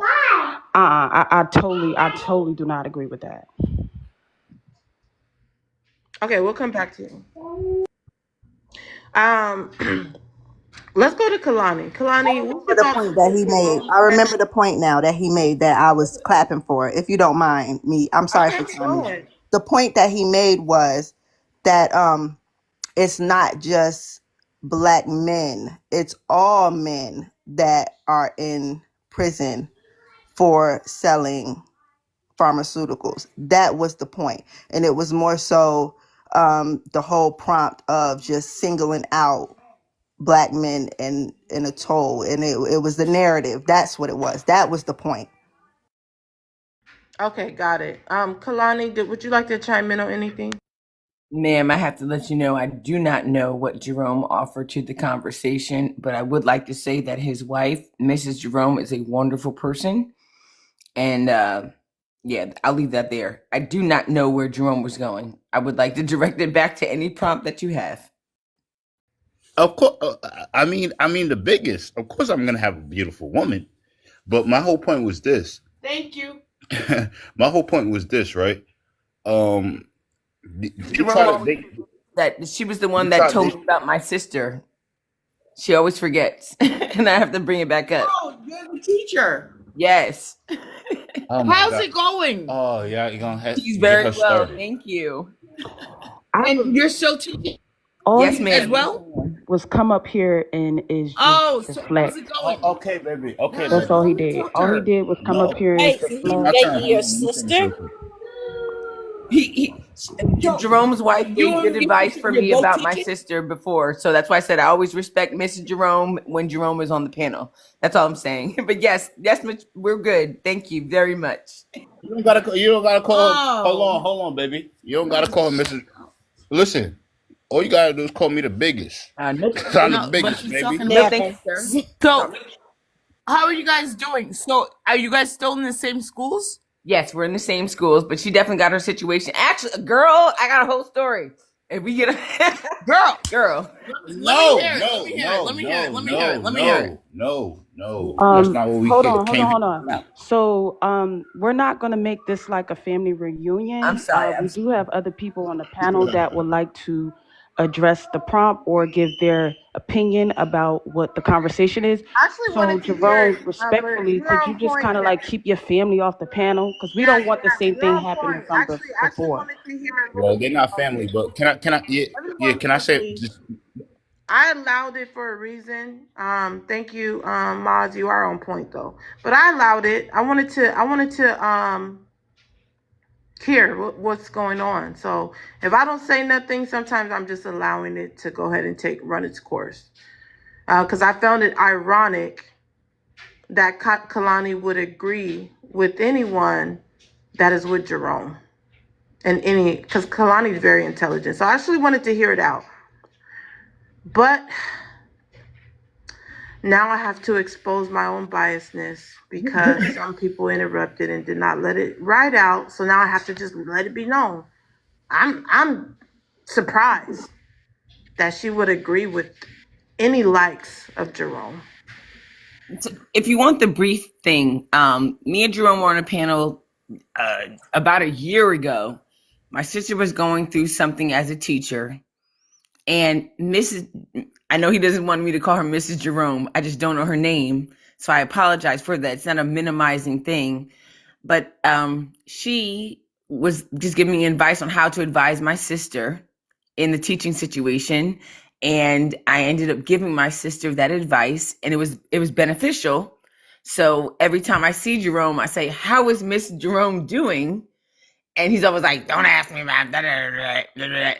But that for me, like even in these conversations where we as people disagree ideologically, that does not, mean that, we can still be like, yo, there might have been a positive in that moment. And so Miss Jerome was like, don't say this, do this. Because I was about to scream at my sister's principal. It was the summer. Yes, Mr. Jerome, was this summer. And I was like, I'm about to curse my sister's principal out because she moved my sister's classroom. Yeah. And so you were like, no, go be calm, ask these questions, da, da, da, da, da. And I was like, yeah. And so I was able to get back to you and be like, it was calm. I just wanted to, as I see you now, saying like, thank you again, as I heard your voice. That was it. Host. Yeah. No, thank you very much. I appreciate it. hold on, but it's my time. Yeah, sure. But let me just say this, you guys. We're not really tapping. Let's get it to 40K. Jasmine, thank you. You were on point still. I, people that were here, they know what happened last time Jerome came up, but me, like Kalani says, I really don't hold grudges. But he did, irritate me a little bit, him and his girlfriend, on what they were saying. Because I am still human. Um, and they did it twice on my panel before, but I still welcome them up. I don't hold grudges. Let's move it right along. Jerome, you can chime in on the topic. Let's circle it back to the topic.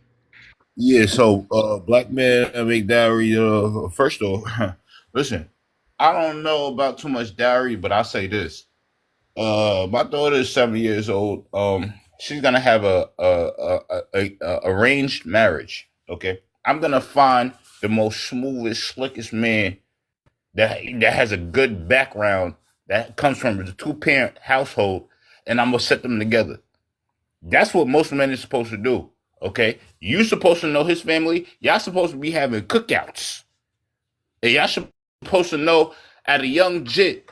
My daughter's 7. Your son is 7. My daughter's 12. Your son is 12. They gonna get together, and you gotta watch them too. Okay, that works. No, it People don't. don't understand. It don't That's work. how you have a good. That's how you have good relationships. You don't let your daughter turn 19 and then she just goes out in the world and she just finds some dude. You don't know nothing about that dude. So when you arrange something to go on, you know his family, you know his dad. His dad is a scientist. His mom is a lawyer. Okay, you got good eats too. Okay, as his son's dad, he got good eats. He got trades. He got all of that. He know how to do everything. Okay, if you got anything going on with your electrical, he could fix it because he's an electrician. So at the end of the day, you're supposed to arrange marriages. Don't let your daughter go out at 19 years old, 20 years old, 21, and she's in college, and well, just find somebody. No, that you supposed to already know who that person is at 12, 13. You know,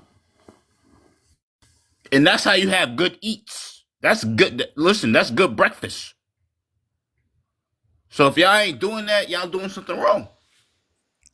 Because I ain't letting my daughter go out there in the world and do whatever she want to do. And when she's 19, she could do whatever she want to do. That's not happening. But you'd let your son do the That's not same. happening, Captain.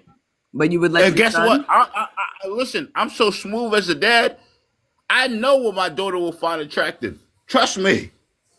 She be thinking, listen, and I don't want this to sound any type of way. She be thinking I'm her boyfriend. But your I son. had to Wait, ask. let I him had to talk. ask You another guys, woman. Hold on. I had my to ask panel's another about letting woman. people talk. Let's let people talk. Come on. If I don't stop I them, had to ask y'all don't another stop me. woman, right? I had to ask another woman. I asked another woman on the live. I was like, is it normal that your daughter thinks that you're her boyfriend? And a woman, she told me, she was like, actually, that's very normal.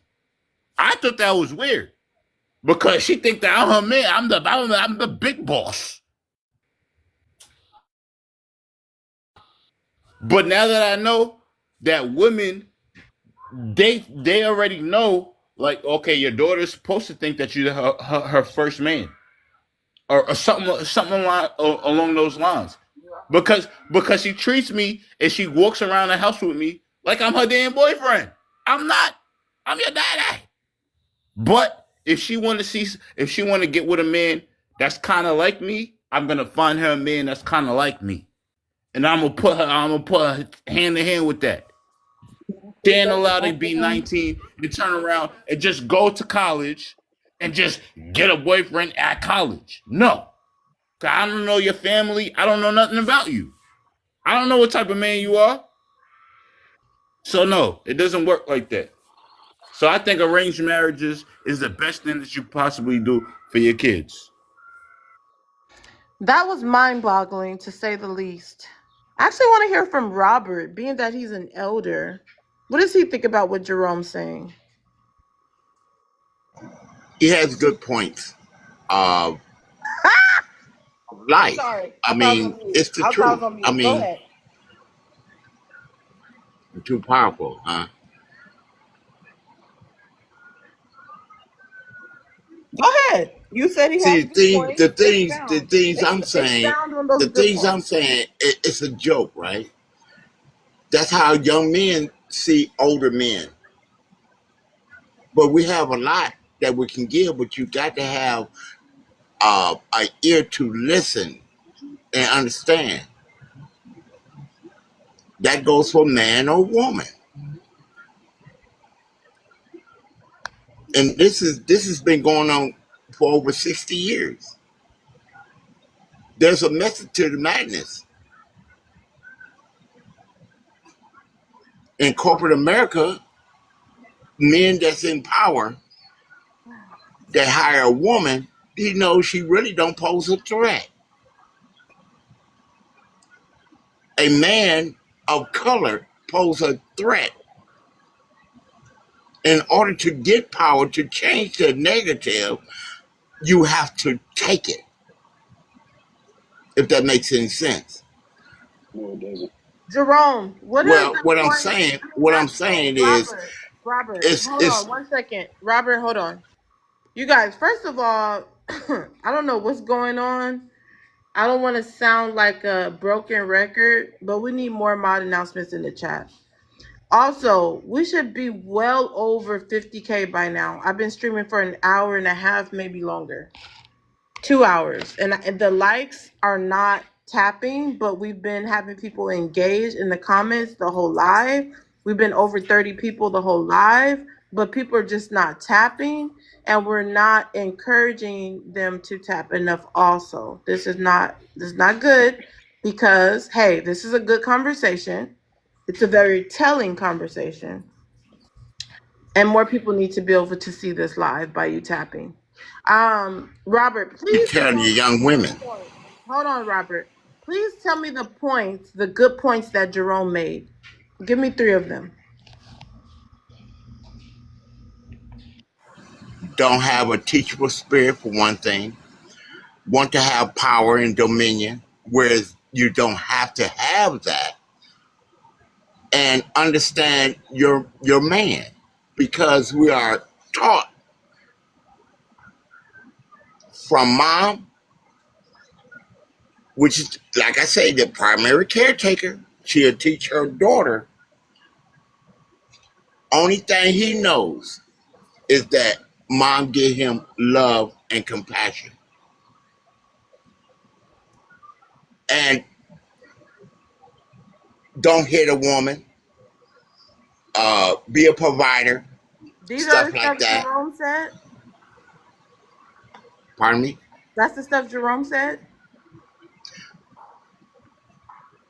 It all leads into the same ideology.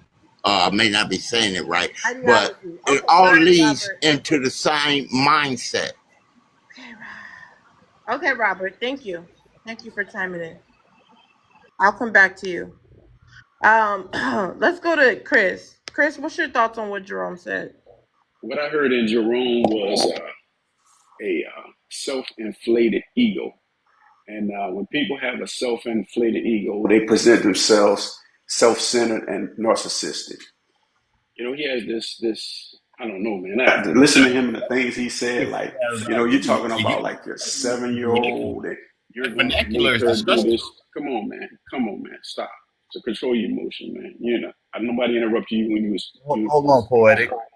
you know, you know, he just thinks that, you know, his way is the only way, the true solution. It is the cure for all man's ill. And, you know, we have this thing that says, okay, I'm going to be able to make this go the way I want it to go. That's narcissistic at its best. That's self-inflated ego. You know, for you to sit there and say, you know, and not really realize that what you're trying to do is strip a person of their own identity. You're trying to make this young lady or whatever, whether she's 7 or 12, conform to what you feel is right for her and in her best interest.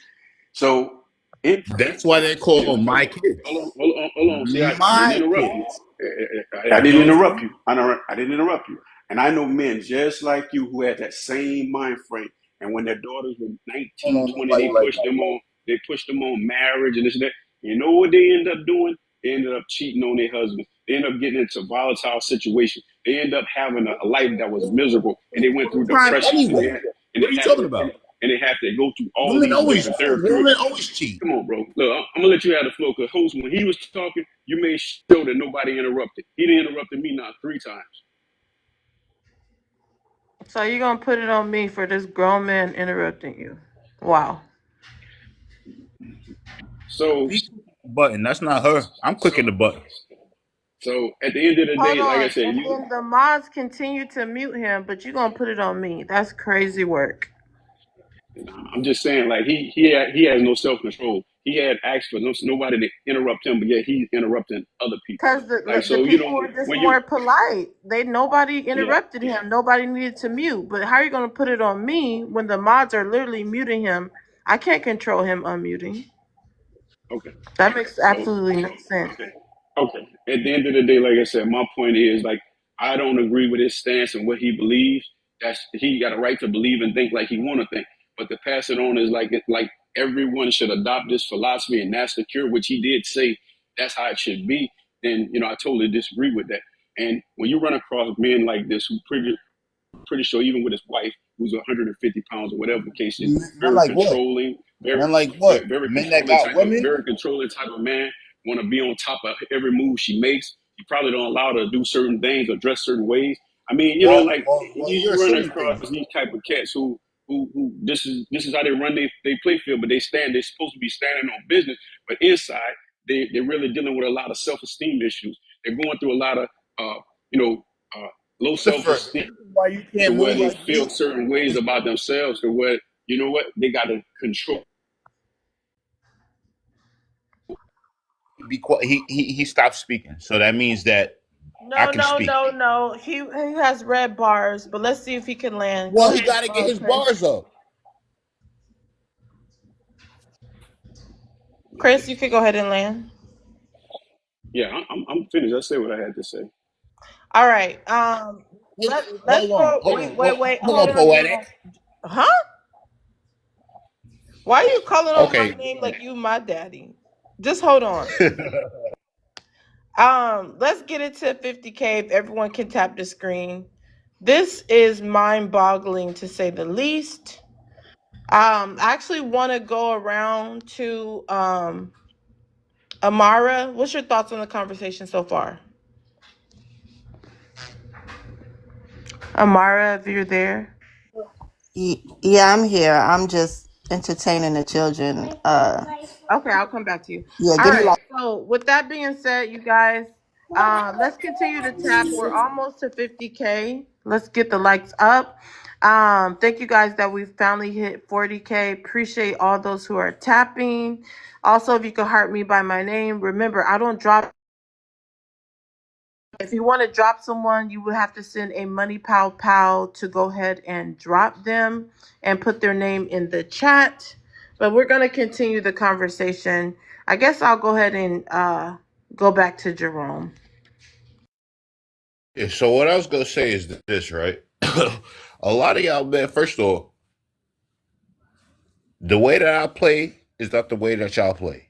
Okay, the way that y'all move is not the way that I move. Okay, what I've been dealing with, with a black man and dowry, yeah. First off, you're supposed to. First off, you're not supposed to allow your daughter to go wild loose and just do whatever she want to do. That's not how the thing works. Okay, that works. I guess it works in America, but it doesn't work in America because y'all got the most highest divorce rates.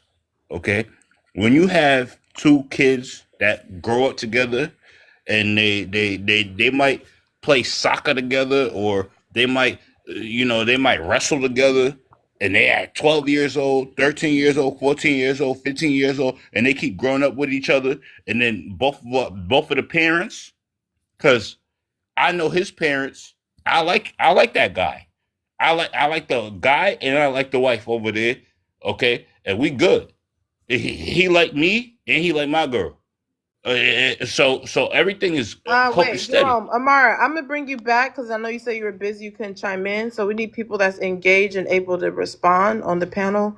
Jerome, go ahead and land. Okay, so my whole thing is this: I don't see what I said was wrong. Okay, a lot of y'all men, y'all don't know what y'all supposed to be doing with y'all daughters. You can't let your daughter run loose.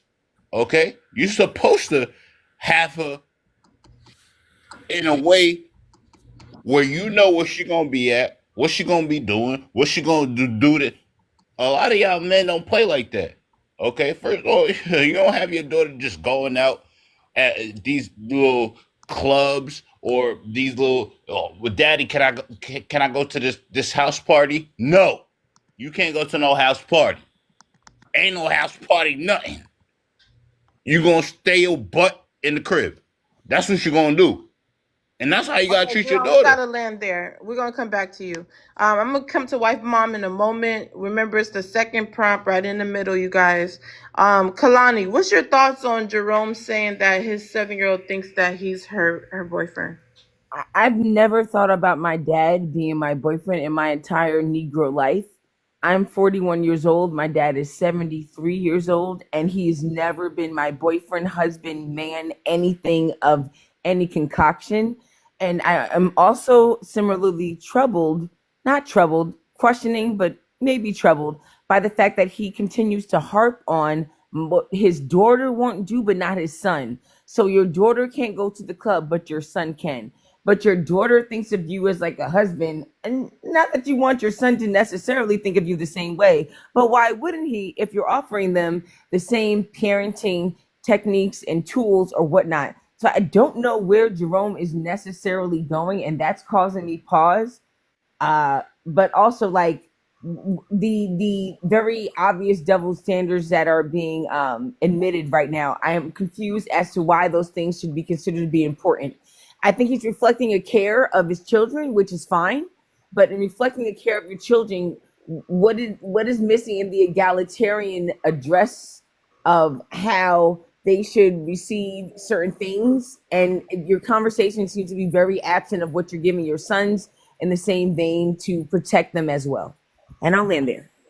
Can I say Wow. something? Now that was Okay. groundbreaking. Jerome, we're gonna come around to you in a moment. Wife mom, welcome back. If you can answer the middle prompt. All right, let me get my glasses on. Oh, BLK men can make dowry a part of culture for their daughters. Instead, they are out of the house, hanging on the street corners, in prison, and selling smugs.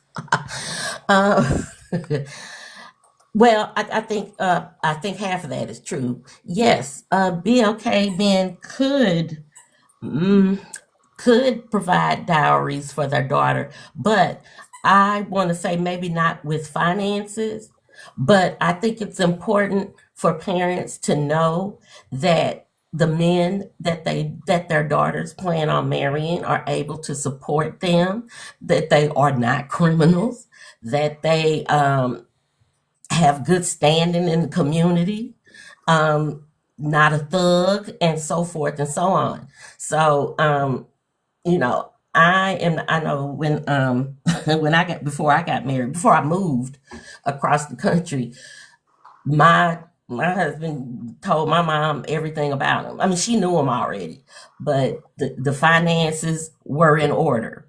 The credit checks and the background check, all of that was in order because he wanted her to feel safe and secure that me and my daughter were going to be taken care of. So it doesn't have to be a dowry, but any young man wanting to marry your daughter should have no problems um, asking any questions you have and then proving that those answers are true.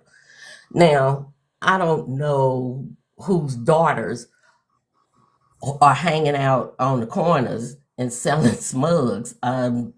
I don't want my son or my daughter, either one of them, out there acting a fool. They need to be No, in. it's saying the sons. Oh, The men, instead of them being in the house, making mhm. sure their daughters are, getting the Gotcha. proper Okay. upbringing. They're too busy doing those things. No.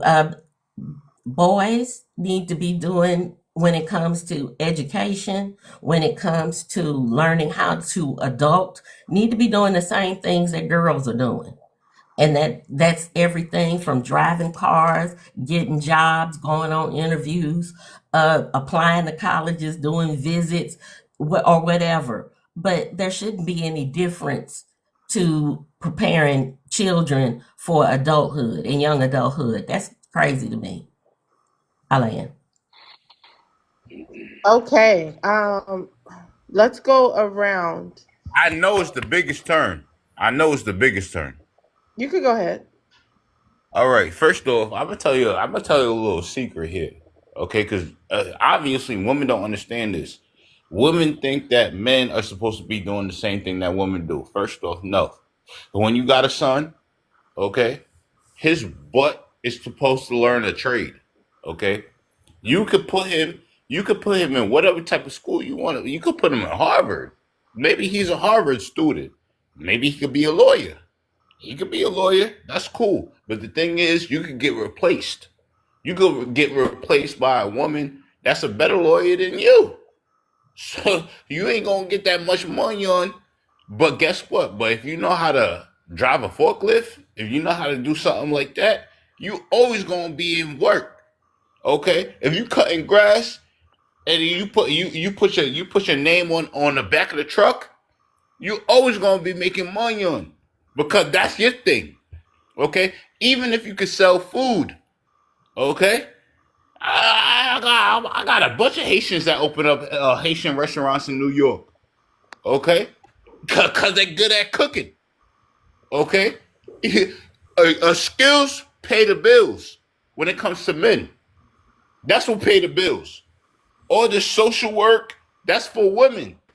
When women, well, I'm a teacher and I'm this, I'm that. Okay, there's good men that are teachers because when a man is a teacher, and for some reason they saying that men got to be more teachers because they need more men to teach kids or whatever the case is.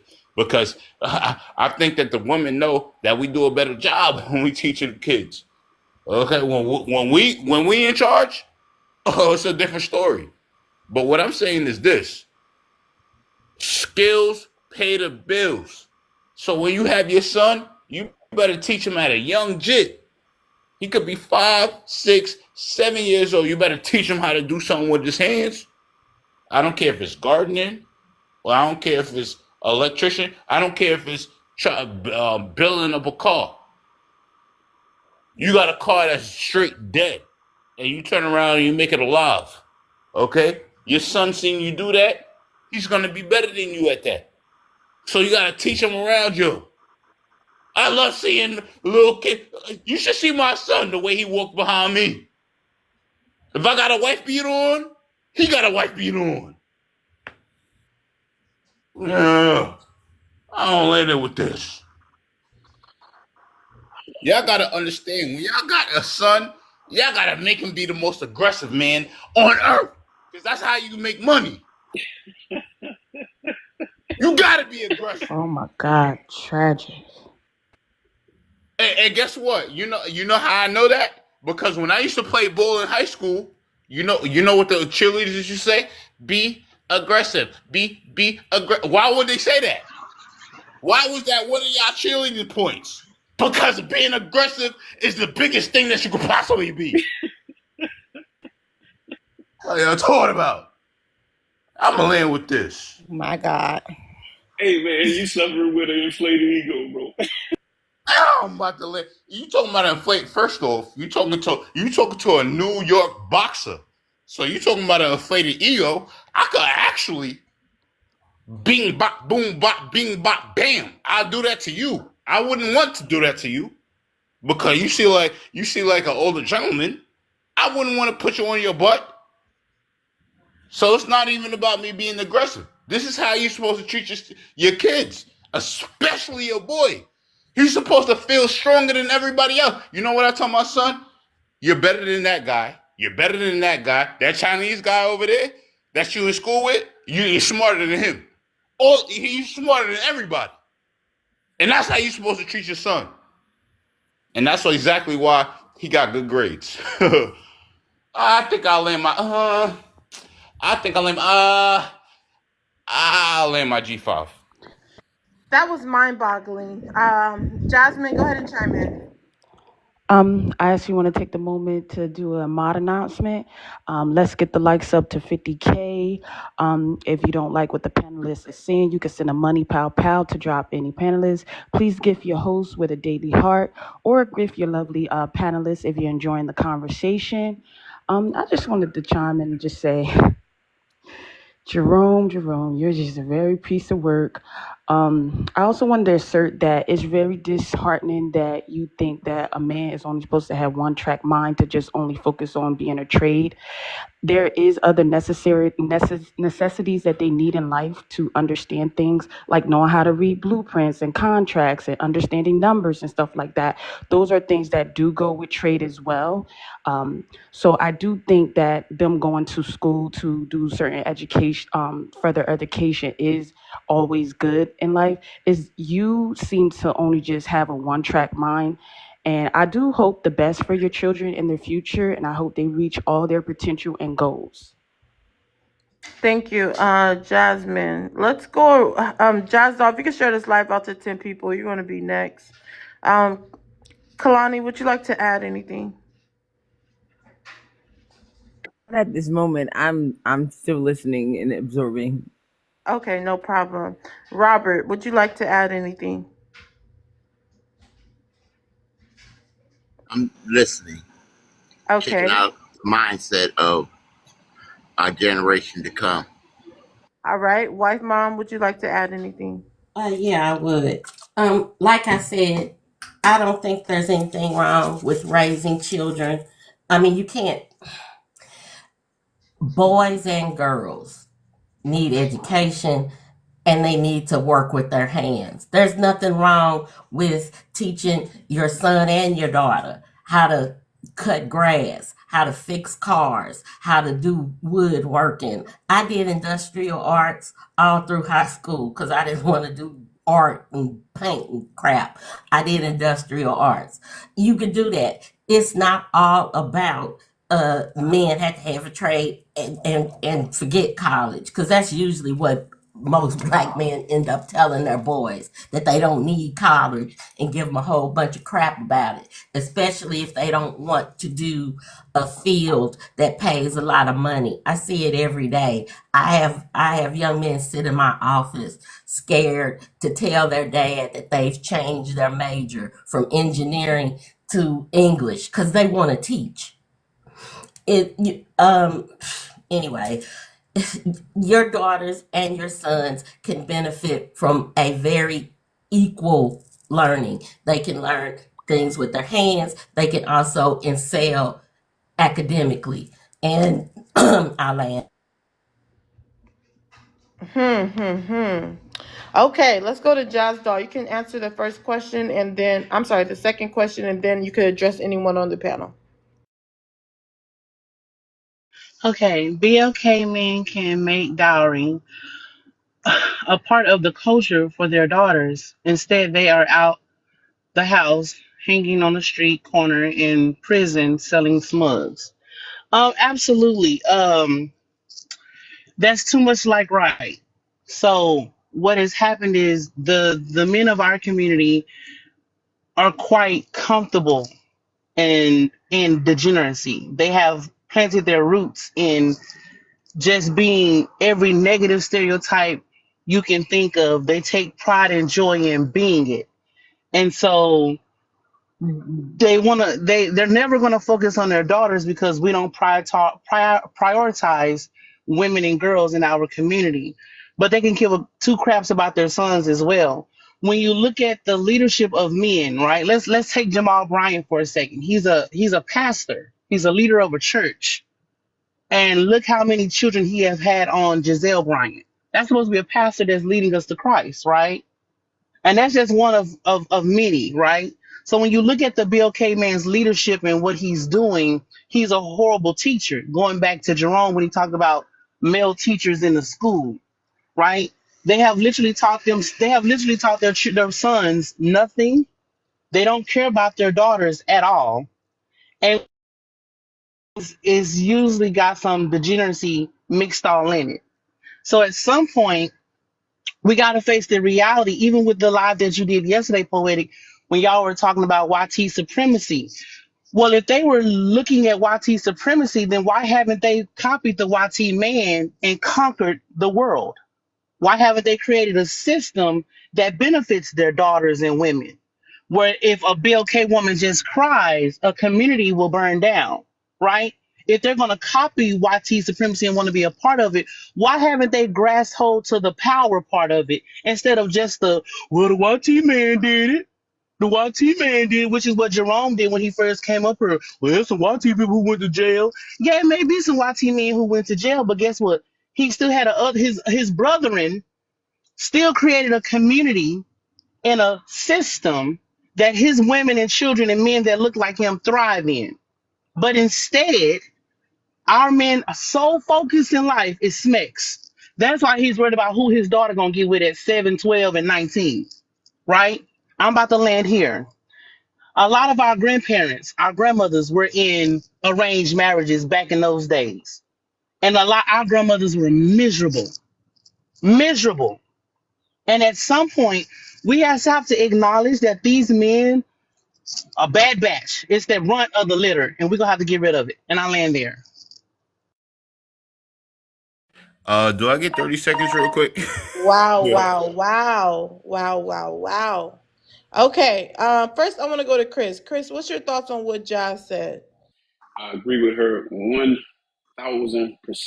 because like I said, when you run across men like Jerome, I mean, that's what I'm saying. It's what he gives out. I mean, his aura, his Hey man, aura, why his can't you stand aura. on your own back? Hey, man, listen, I'm Stand on talking your own about you, man. I'm talking about you.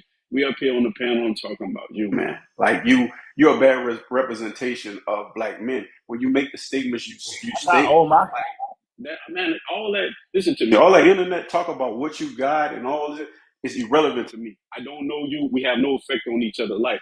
I'm speaking from what I see. The things you and listening to what you're bringing out of your mouth. race, It and doesn't. you It talking doesn't about me. sound. It doesn't sound relevant as a mature adult to speak in that manner and having a control issue. Seems like to me you want to control every aspect of your children's life. You don't want to allow them to. What they're going to do is grow and experience things which they have to experience things on life. You Yeah, can't that's a fact. control every That's a fact. aspect. You can't control every aspect of a person's life. You understand what I'm saying? And that's why I was saying, like, that lady just told you, when you listed out the age of 7, 12, 19, your priority was sex, who she's going to be with, what you want her to do, and she's going to do. You're making it all Let's about say what you want. Smurfs, and Smith, Jerome I'm is sorry about that, next. Smith. Smith, you're making it all about what you do. And that's why I told you, bro, for me listening to you, you have an overinflated ego. And that's no problem with me saying that. I'm only going off what you're presenting. And as a black man listening to you, I only have to go off of what you're putting out in the air. And she just came up and told you exactly what. I didn't ask her. I don't know that lady. She just verified everything I was saying because guess what? She heard the same things I was saying. She heard the same things you were saying that I heard. And let me say I'm this, and let me because say this he here. took. Let me say this before I land. Like only 1.1 million African American men are in prison in the United States. And the Bureau of Prisons, which is the Fed charge, I had a Fed charge, so I know what that is. All right, you have 59,456 black men that are incarcerated in the federal system. About half of those men are fathers. Let's say 500,000, 550,000 are fathers. So I'm not trying to dismiss the fact that prison has affected us in some way, but not on a large scale, which, people try to use the narrative that these are the reason why. Yes, we have our men who choose criminality and choose to sell smugs and commit crime. That's going to happen, but that's in every community. But we're focusing on our community. What are the things that we can do to teach and change the things that are affecting our children and our fathers and mothers? So yes, we need to still address these things. But like I said, it's not on a broad scale to where, you know what, you run across every BLK man and they're either have been or either in prison because that's not necessarily so. So far as the construction trade, there are many construction trades, and I'm for college. If you want to go and get your education, that's fine. But you got electricians. Electricians make over 50 something. Just a basic electrician makes over $55,000 a year. You have a plumber. A plumber averages over 70 something $1,000 a year. Or architectural drafter averages Electrician, over 57, first off, electrician 50, is 50, 50. 65. What are you talking about? Come on, bro. Like, What are you you talking need about? see. This is what I mean. This is what I mean about having self control. But your overinflated ego. Let me read it for you. Boastful, conversation hijacking, lack of good listening and communication skills. All about them. Tries to outdo others' achievements and accomplishments. Envious, impatient, sense of entitlement, rudeness, lack of emotional empathy. Does things for others expecting something in return. Bro, this is all about you. And this is what I see in a lot of these guys. You get up here, you got all the answers. You're not receptive to good feedback. You're not a good listener. It's you, and you want to push your stuff down people's throat as though this is the sole only way to make it work.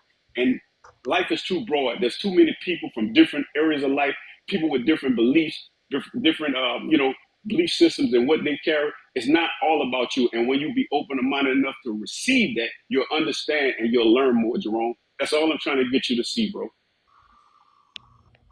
Let's let Jerome respond. First off, what I don't like is when these older men they try to come at me sideways.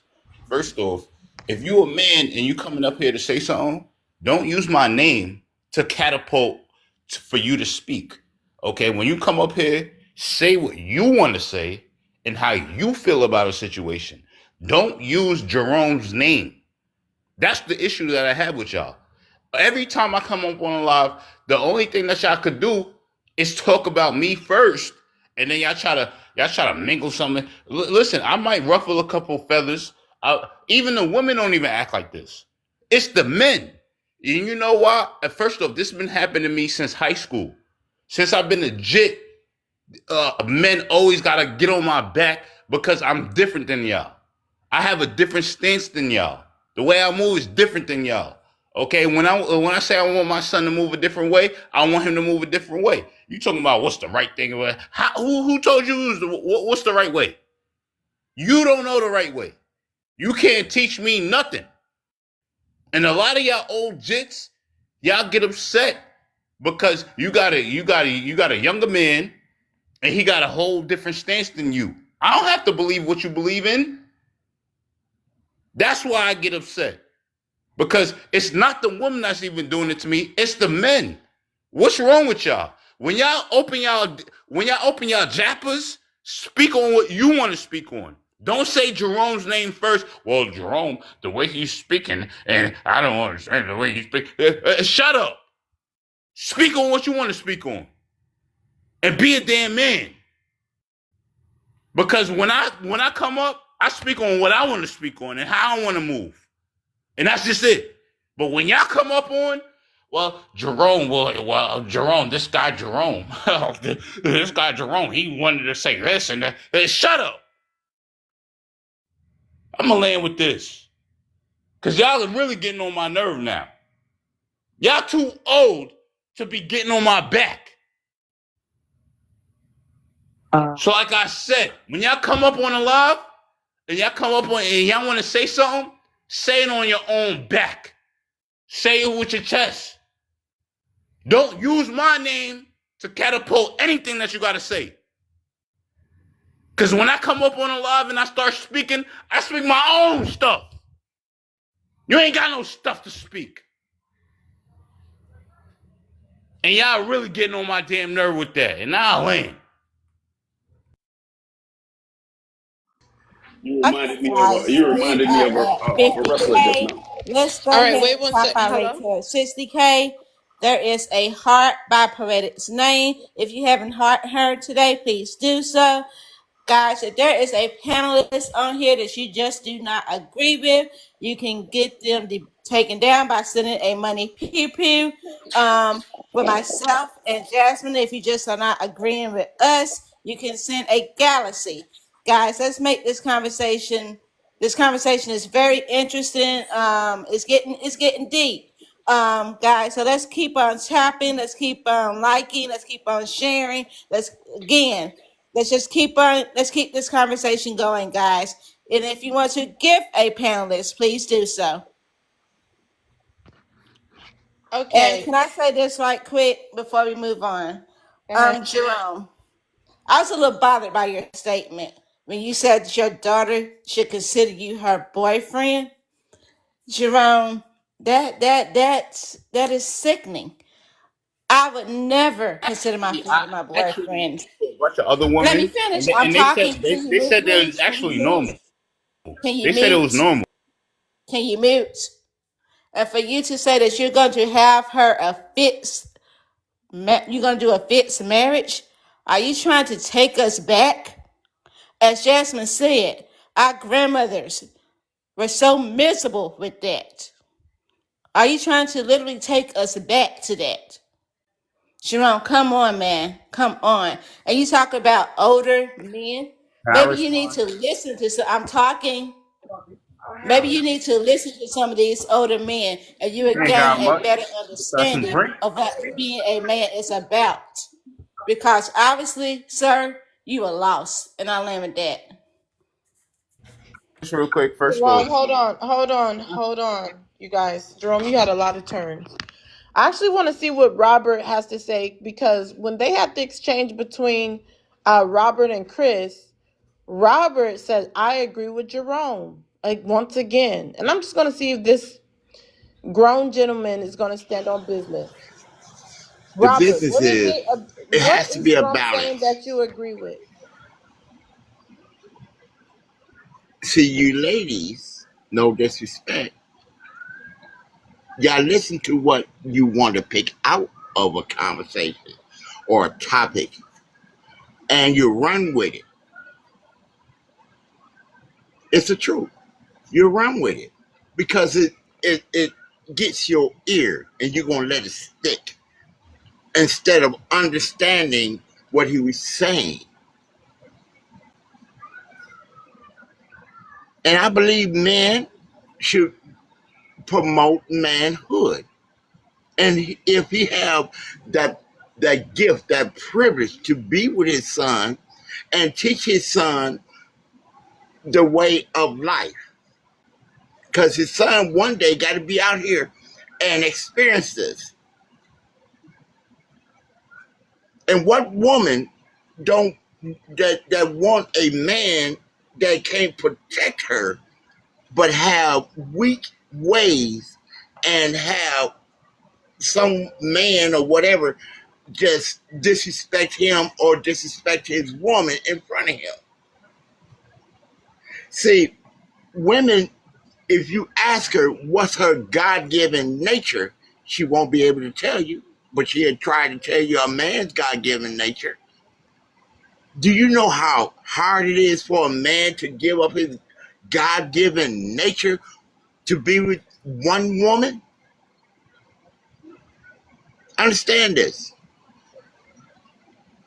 This is a battle where it shouldn't be, but it's a root where it comes from. A seed grows twice, down and up. I land my plane. Kalani, do you understand what Robert was saying? And is he stand? I'm not sure if you see him in the comments. Is he keeping the same things that he's saying in the comments, agreeing with Jerome, as he is saying out loud? What's your thoughts? And anything else you would like to chime in on?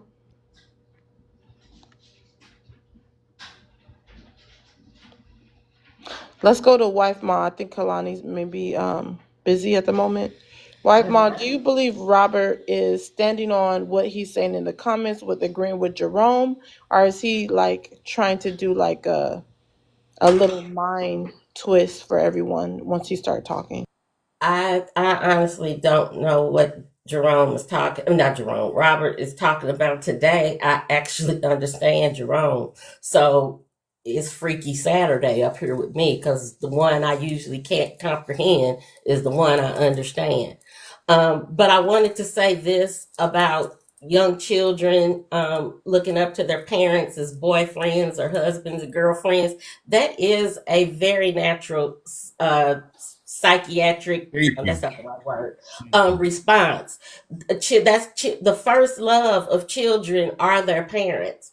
And it is a romanticized, it's not romantic, it's romanticized kind of love, the stuff they see on the Oh, Disney princesses. she can't kiss me on the I'm lips. speaking, My I'm boo boo cakes speaking, can't kiss me. I'm speaking. Oh, sorry. It is the kind of infatuation that they see the Disney princesses having with the prince at the end of the story. But the parents are the ones that have to teach their children that that's inappropriate from the door. It's no, oh, that's so cute. You think that she thinks I'm her husband. No. You have to stop that immediately. They're the parents, they're the children. There is no boyfriend, girlfriend, husband, wife, none of that with your sons and with your daughters. And if y'all want to look it up, Psychology 101, learned it in college, because college is good. I land. Okay, let's go to Jazz Doll. Yeah, I disagree. That's two different things. Yes, a child's first love, a little girl's first love is her father, but they're not talking about in a romantic love or a sexual desire love. That the love is the same love that you would give your sister, your brother, your mother, your father, your uncle. They're just saying the first person that a child falls in love with, as far as just learning about what love is and having an emotion of love, that first person that a girl does that with is her father, as far as male. That's what that psychology is talking about. It ain't said nothing about no 7-year-old thinking that her daddy is her boyfriend. That's a See, Jasmine, I'm sorry, no, it's but that not. is That's It's two not. different things. That's two different things. And we got to be careful with the message that we put out, because there's a lot of sick people who are listening and will use that to go full throttle. Let's be very clear. What him and what Robert is saying is pure foolishness.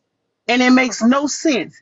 But it goes to show you why our community looks the way that it looks. Look at our community. To piggyback off what Christopher said, there's an old movie, I don't remember the name of it, but it was a group of YT men sitting around a table having dinner. And it was supposed to be back in the day because all the BLK people were servants.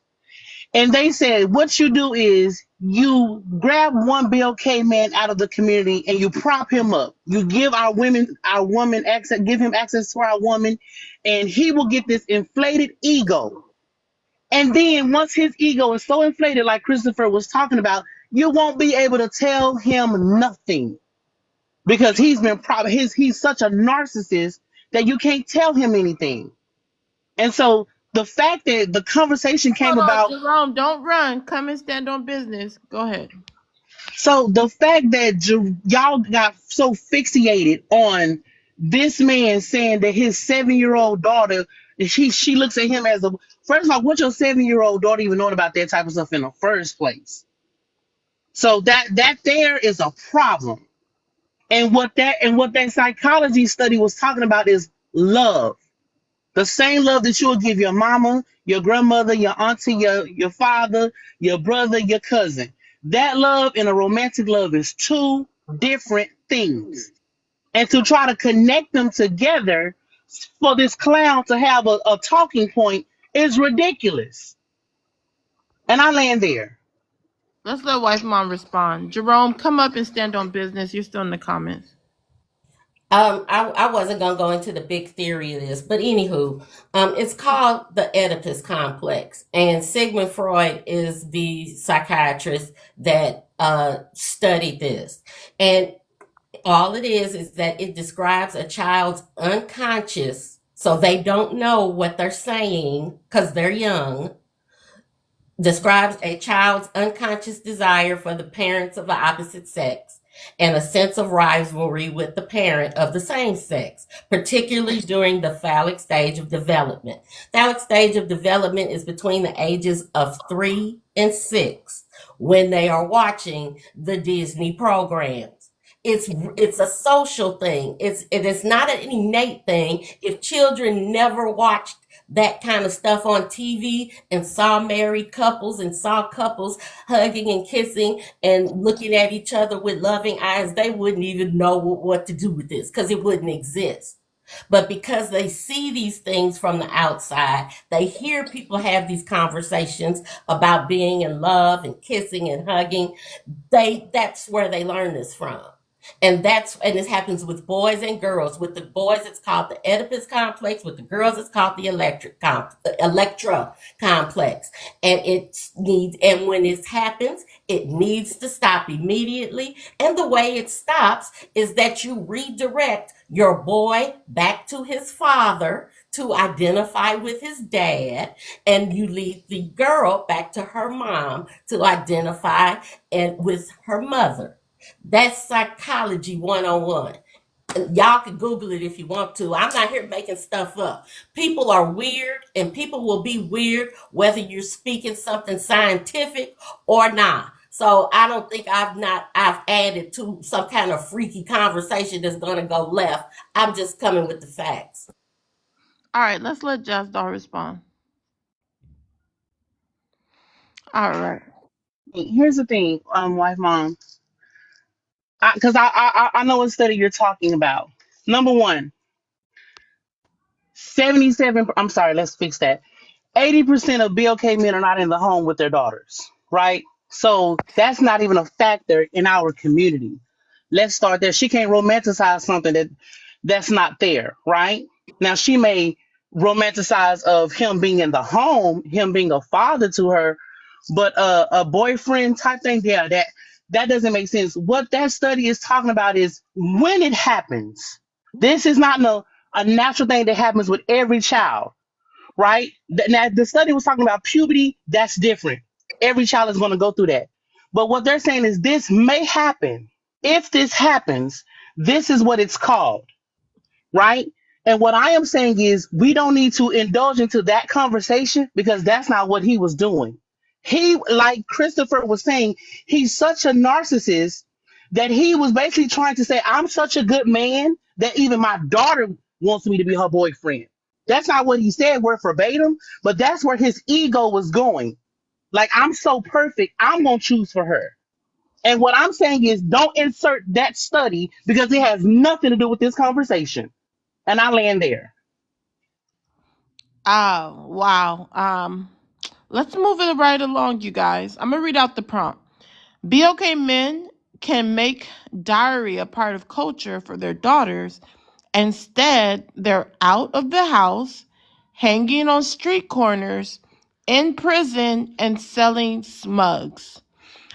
Mika, I have a question for you. You can unmute once I'm done. Are BOK men failing their daughters and raising them with self-worth and also making men show that, hey, you're worth marrying and you are high priced, whether it be financially, emotionally, mentally, whatever, you have high requirements. Are the men failing in instilling that into their daughters? Mika, if you can chime in. I believe that some of them are. Unfortunately, again, it goes back to the missing men in the home.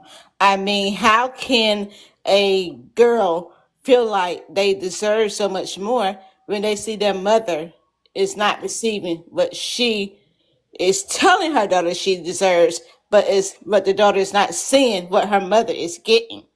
So, with that being said, yes, they are failing because that's why so many girls go out here and settle for less than, or not even less than, but not even suitable for most of them because the daddy is not there to be an example. The daddy is not there to say, "Baby girl, no, he's not the one.